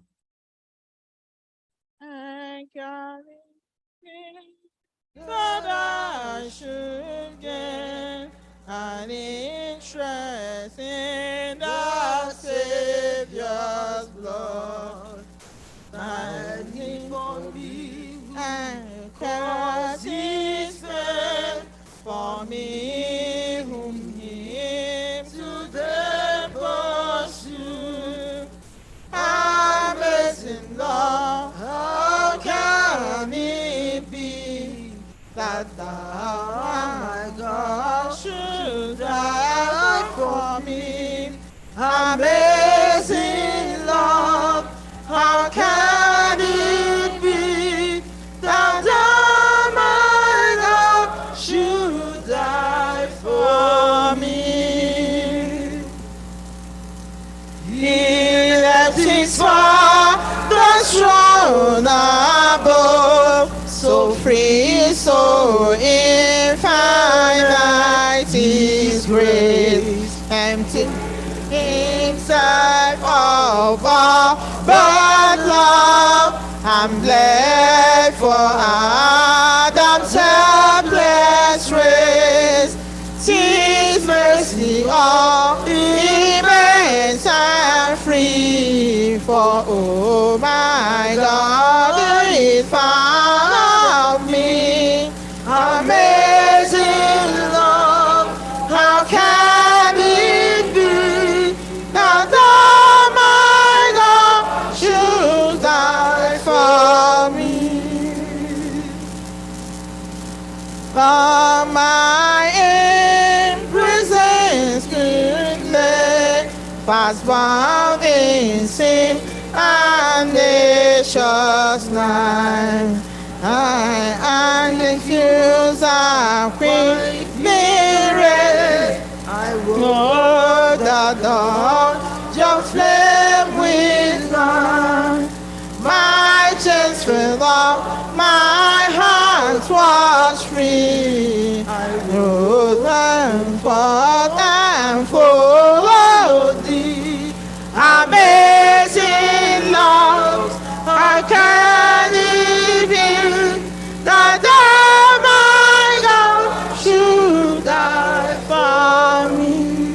Amazing love, how can it be that thou, my God, should die for me? No condemnation now I dread, Jesus and all in him is mine. I like in him my living hand, and clothed in justness divine. Both I approach the eternal throne, and claim her crown through Christ my own. Amazing love, how can it be that thou, my God, should die for me?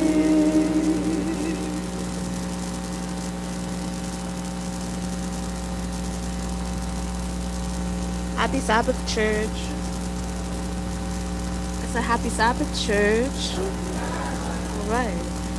Bible reading will be taken from Romans 4, verse 25, and it reads, "Who was delivered up because of our offenses and was raised because of our justification."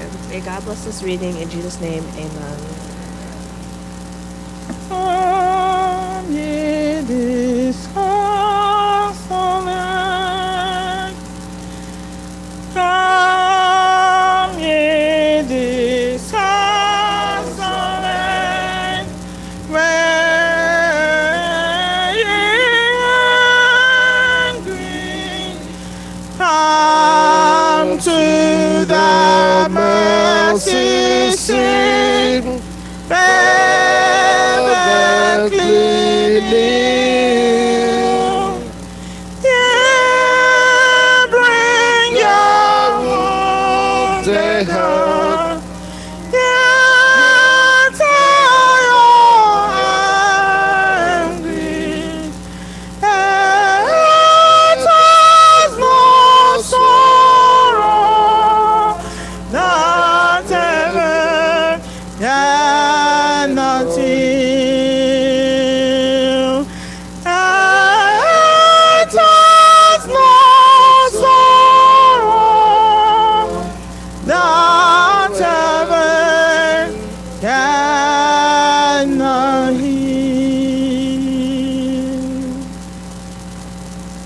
Our Father and our God,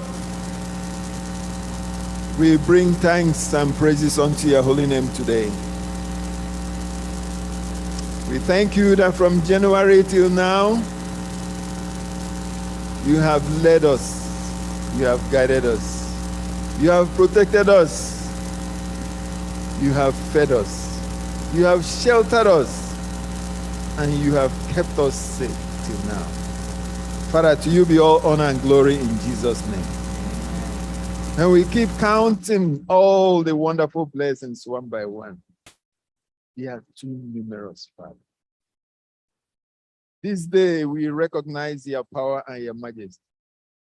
This day we bow in humility, giving you thanks and praises, knowing fully well that we serve a living God.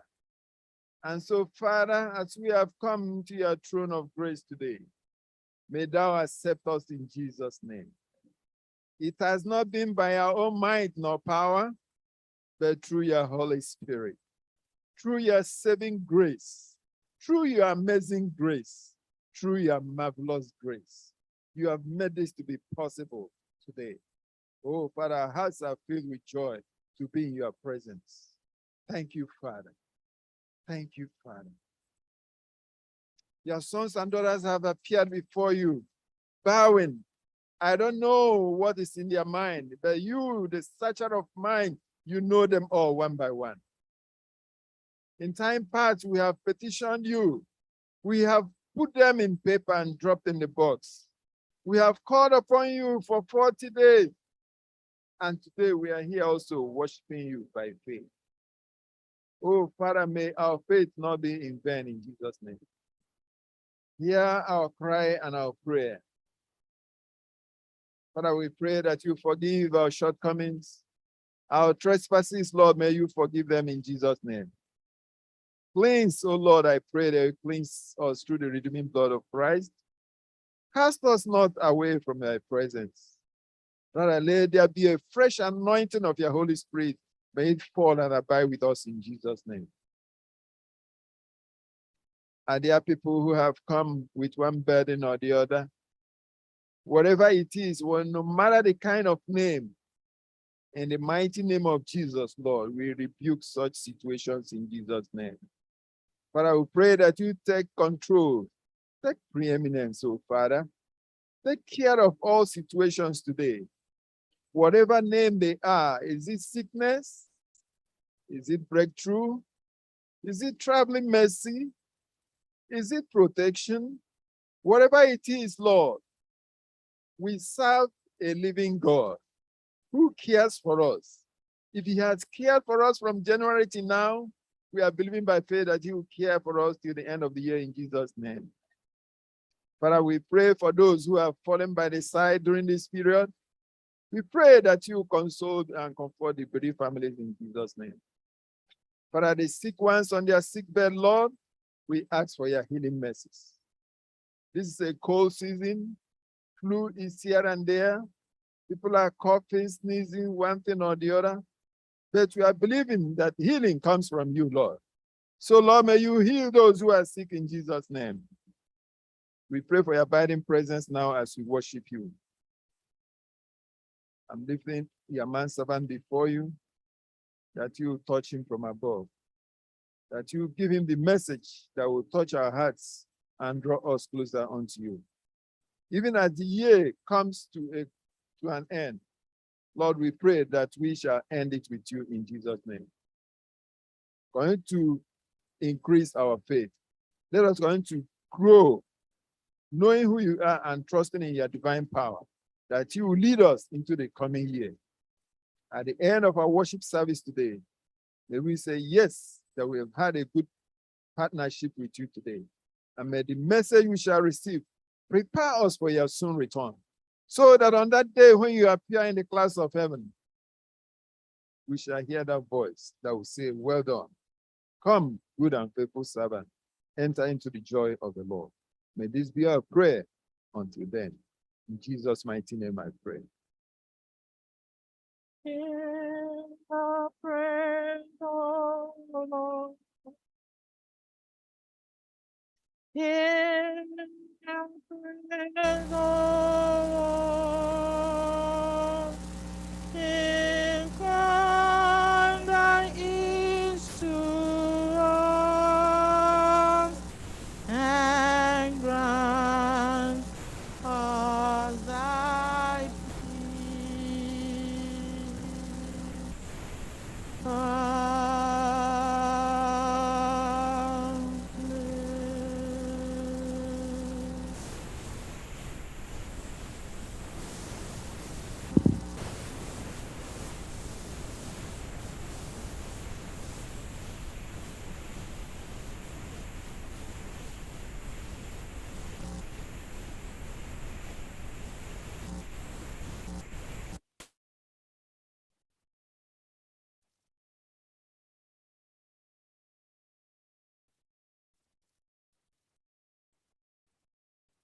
the absence of the children's chapel, let's go straight to the offertory.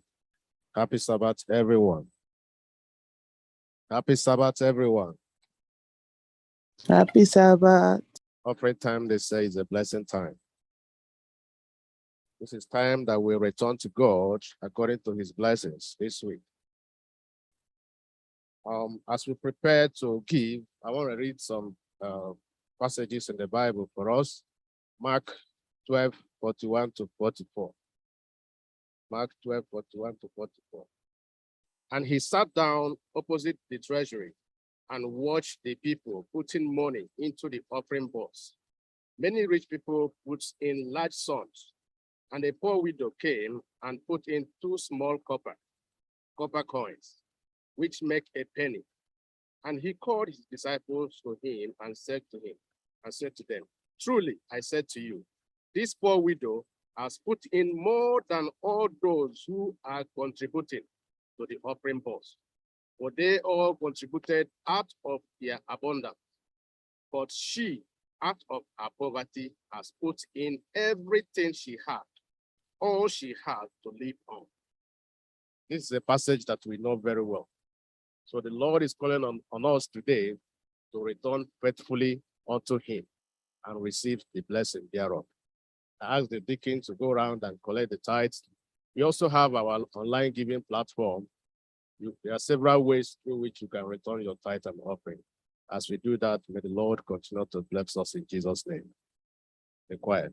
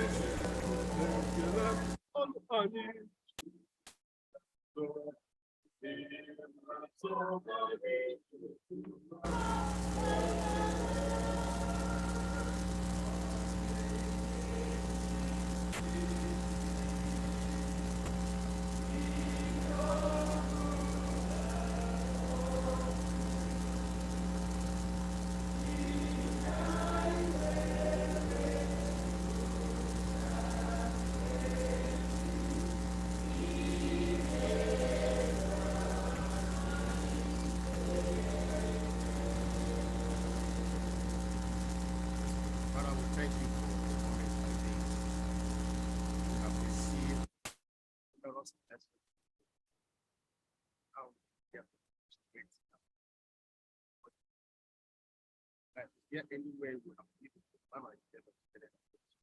Ask every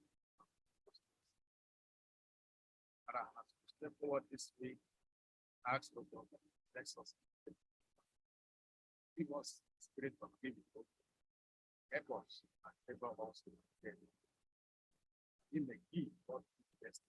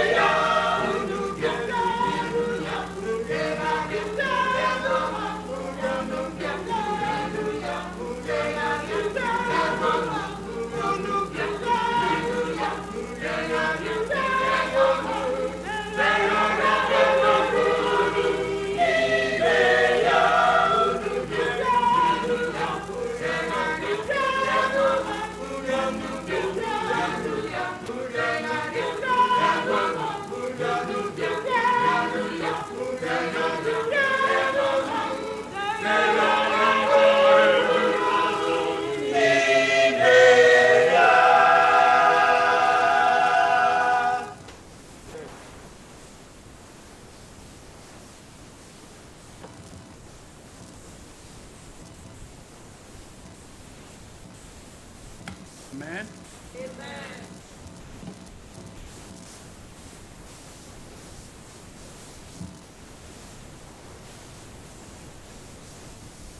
Thank you again, choir.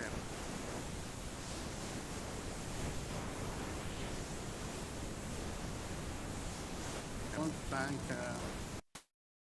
us of the congregation. So the sanctuary today, as the Almighty God to bless and to.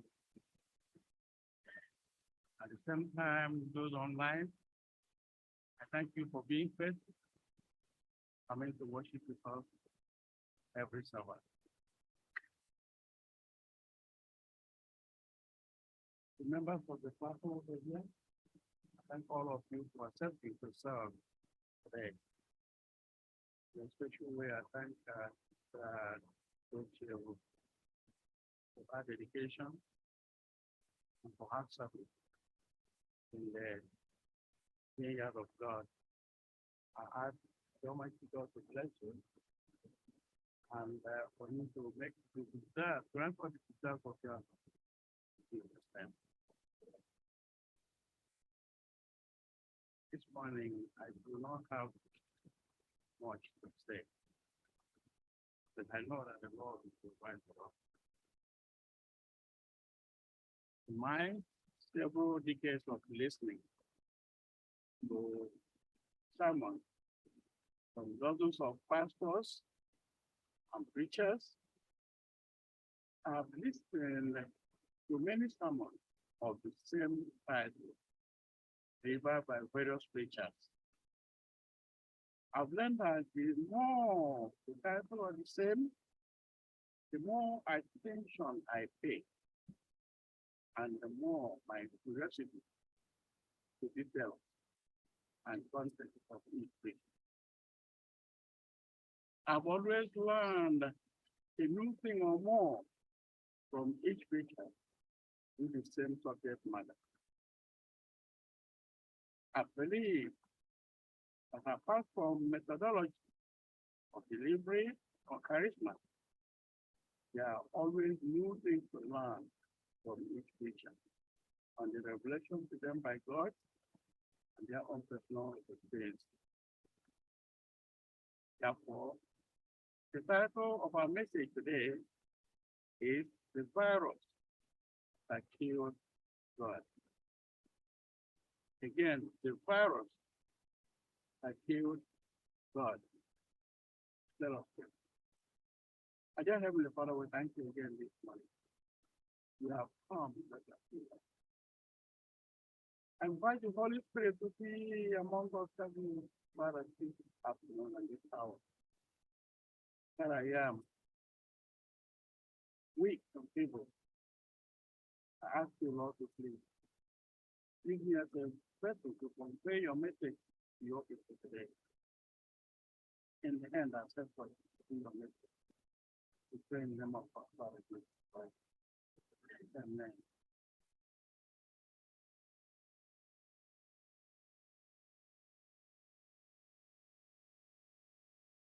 In the beginning, the Bible says that man was created sinless and immortal.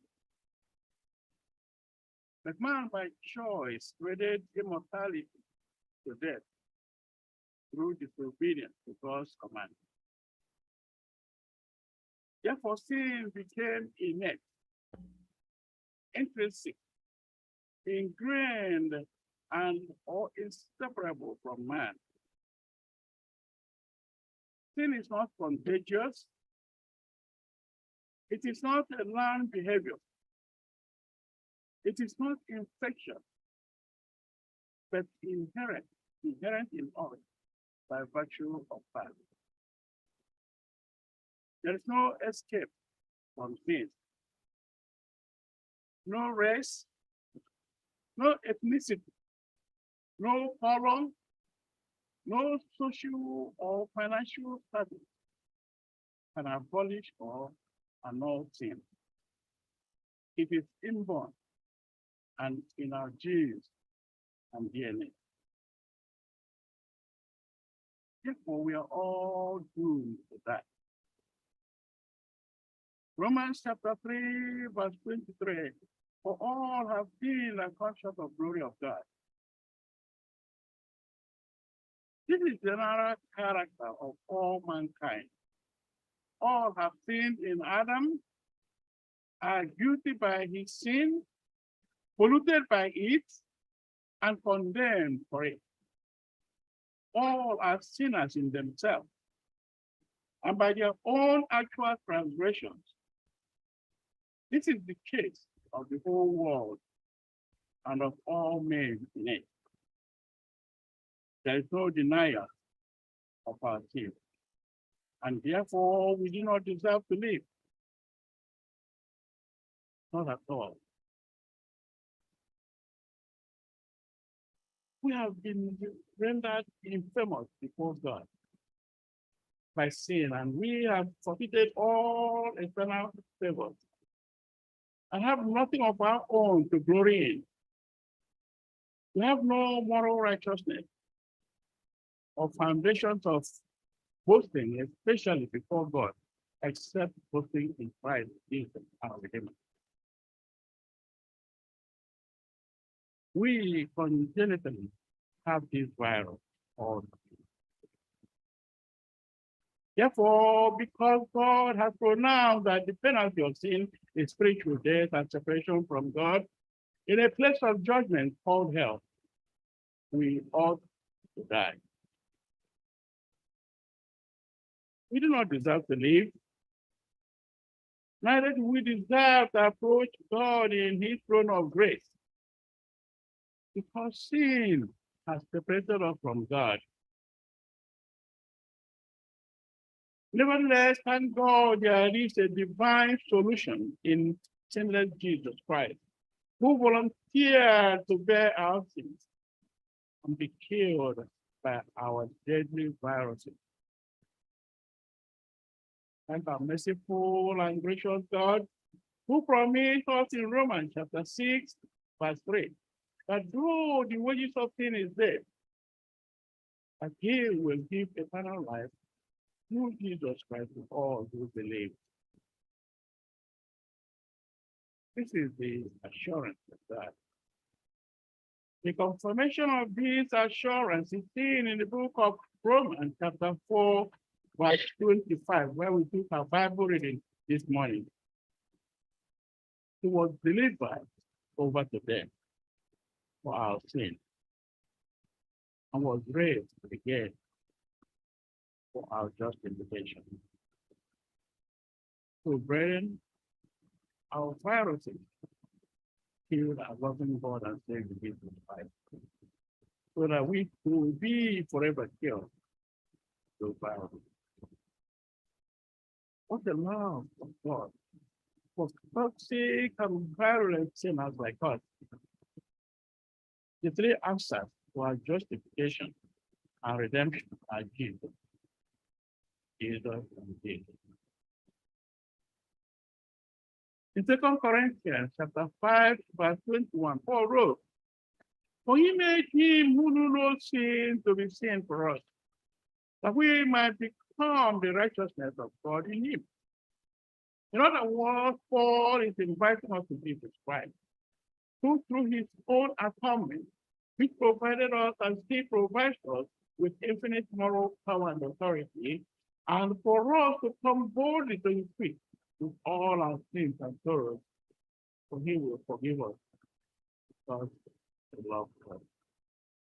So, brethren, it is not all lost. There is hope for us.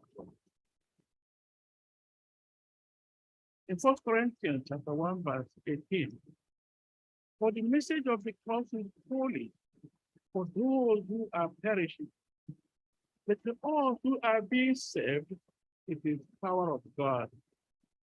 Yes, this message of the cross for which we are all gathered here today is holy for those who are perishing.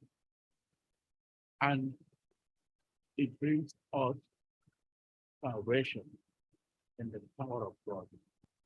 If we come to God with contrite heart, in acknowledgement of our sins, asking for forgiveness, we shall become wise unto salvation. 1 John 2, verse 2. And he himself is the propitiation and atonement for our sins, and not for ours only, but also for the whole world. The only way we can be saved is only through Jesus Christ, who atoned himself for our sins. Yes, Christ is not just the answer, but the only answer to our salvation and to the whole world. Romans chapter 5, verse 1. Therefore, having been justified by faith, we have peace with God through our Lord Jesus Christ. There is no peace without it. There is no salvation without Jesus Christ. There is no redemption without Jesus Christ. There is no forgiveness without Jesus Christ. Christ is all in all for us. Jesus Christ, the Son of God, was killed in our faith and by our viruses. Brethren, we must accept him and we must have him in our life. And within us. No wonder Paul in Galatians chapter 2, verse 20 to 21 wrote, I have been crucified with Christ, and it is no longer I who live, but Christ lives in me. And the life and I live in the flesh, I live by faith in the Son of God, who loves me and gives himself up for me. So, fellow believers, we live by faith in Jesus Christ, who loves us and gives us of everything up for us. The book of Galatians, chapter 5, verse 1. Paul again said it was for freedom that Christ has set us free. Therefore, keep standing firm and do not be subjected again to the yoke of slavery. What I say, yokes of slavery are shackles of sin.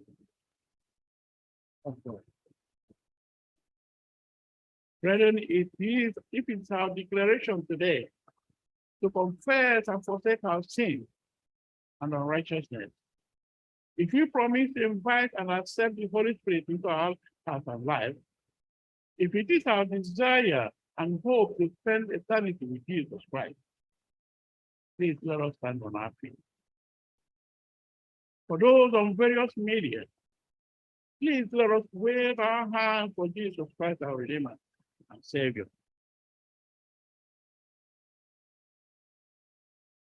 All eyes are closed. Heads bowed. Our gracious and merciful Father in heaven, thank you for dying from our viruses in our place. Your children all over the world are standing on their feet and waving in thanksgiving, joy, forgiveness of our sins, and glorification and the adoration of your name. Thank you for forgiving our sins. Endow us with the Holy Spirit and keep us faithful. Please lead us to that land of pure delight, where bliss eternal reign,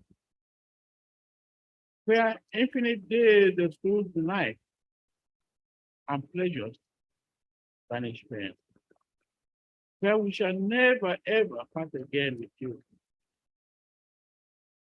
Help us hold fast to you, the God. In the name of the Father, the Son, and the Holy Spirit. Amen.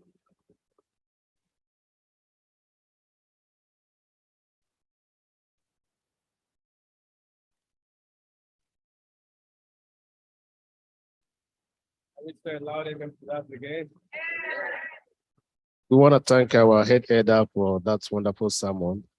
We pray that the Lord will continue to bless your ministry in Jesus' name. Our closing hymn is SDH 449. Let you go, you know it? SDH 449, closing hymn. Shall we rise?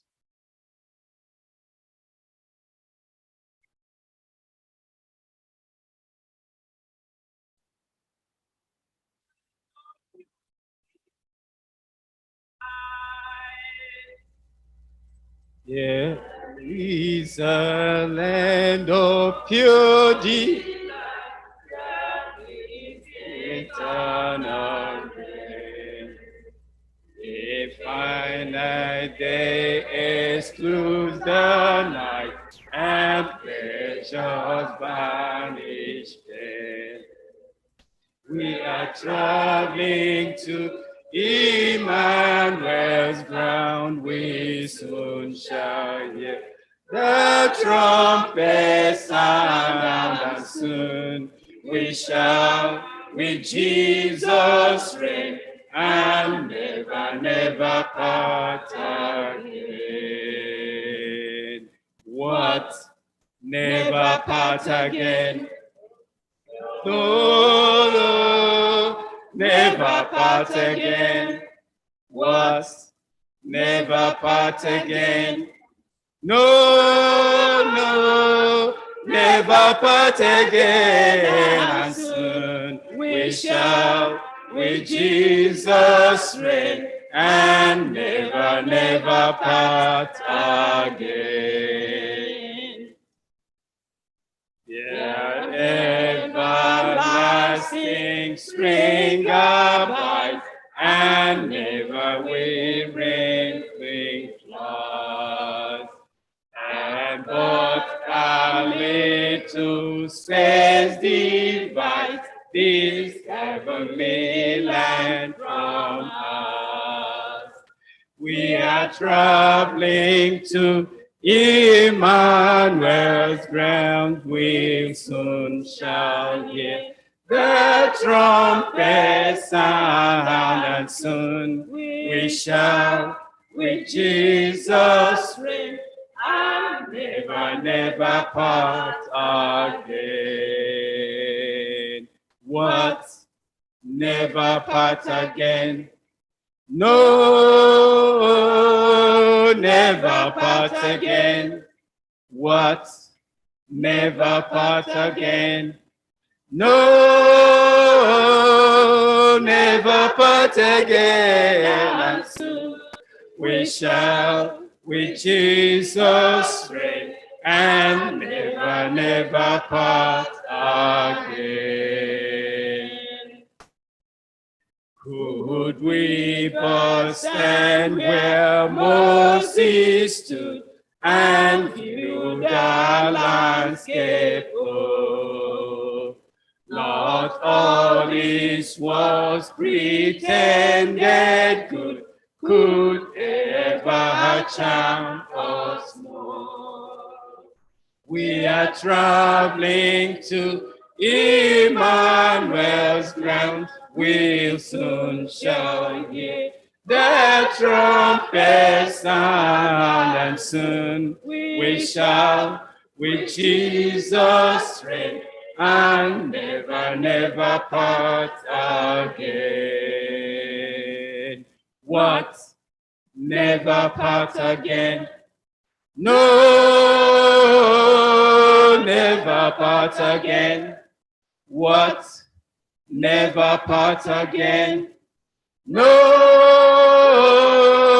never part again. And soon we shall with Jesus reign and never, never part again. Amen. Amen. Yes, we will never part again with Jesus' land. The Lord bless you and keep you. The Lord make his face shine upon you and be gracious unto you. The Lord lift up his countenance upon you and give you peace now and forevermore. Amen. We have this hope out, but we in our heart. We have this hope out, but we in our heart. Hope in the coming of the Lord. We have this faith that Christ alone imparts, that in the promise of his word. We believe that time is here when the nations fall,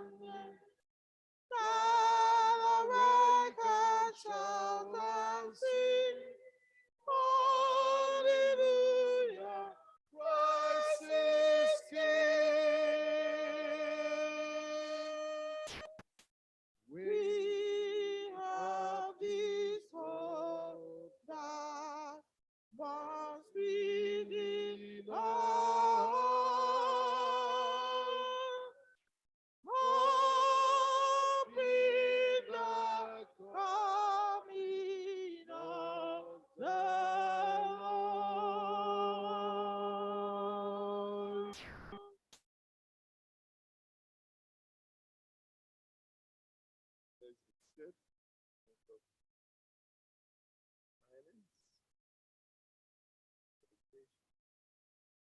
Thank you, Lord, no one wrote that one. Individually, talk to God now. Giving thanks, praise,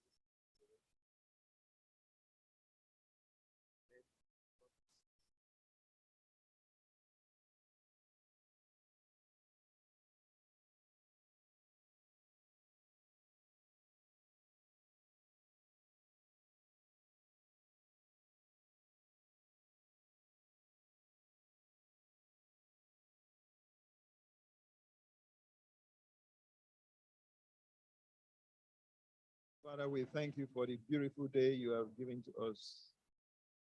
We thank you for this memorable time of worship. Just one Sabbath short of the end of it for this year. That for 51 weeks we have come to worship you. It's not by our mind, not by our. So Lord, we say to all honor and glory be thine in Jesus' name. As a church, we are giving you honor and glory. And we are praying that you hear our prayers, our collective prayers and individual prayers.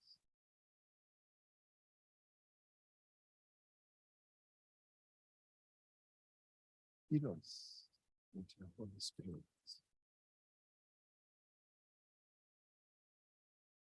Increase our faith in you. Lead us, even as we end in you, that we shall end it with you.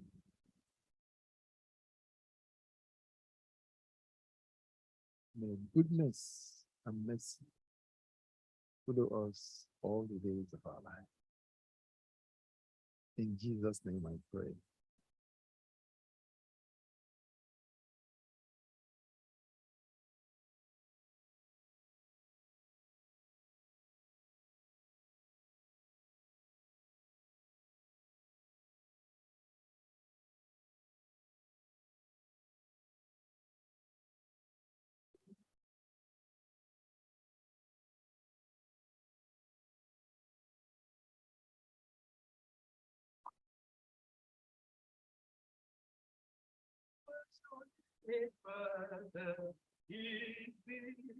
Hallelujah.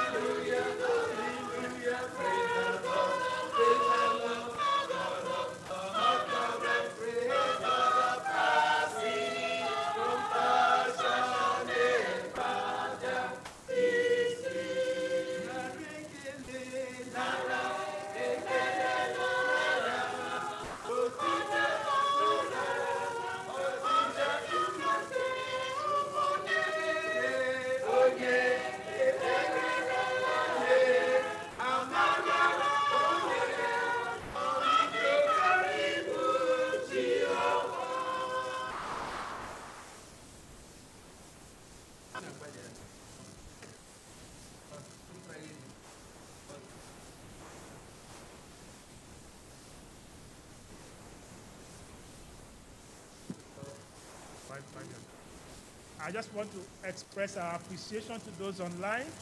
Sister Paul there. Sister Chioma, it's always a pleasure to have you all the way from Canada.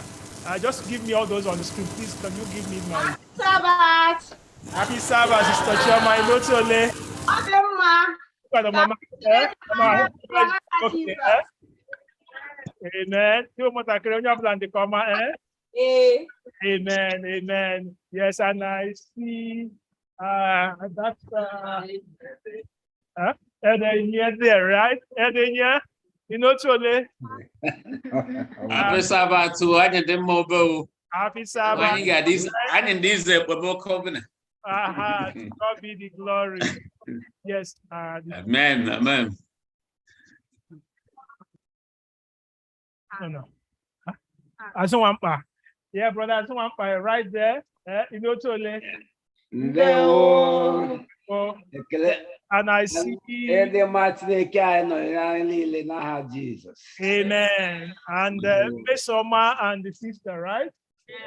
Mesoma, we miss you all. I hope you all. Happy Sabbath. Happy Sabbath. Okay. Happy Sabbath. Happy Sabbath. Finally, where is it? Inotole. All right. Okay, here is Ezekiel.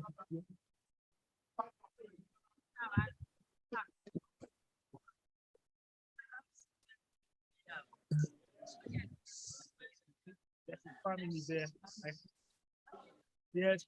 All right. So because I just don't want to lose out anyone, but just know that those on screen on Zoom, we appreciate you all. And then those on YouTube, we also appreciate you all. As I said, though we don't see you on YouTube, we don't see you on Facebook, but the Lord sees us all and we appreciate you all in Jesus' name. If I missed out anyone on Zoom, please just know that you're also very special. Because I don't have your names, I can only see your names, I can't see your faces, because that's why I'm not able to mention everyone. Okay, Uriah and Emerald, also welcome you. Yes, that's Uriah coming to me. Good.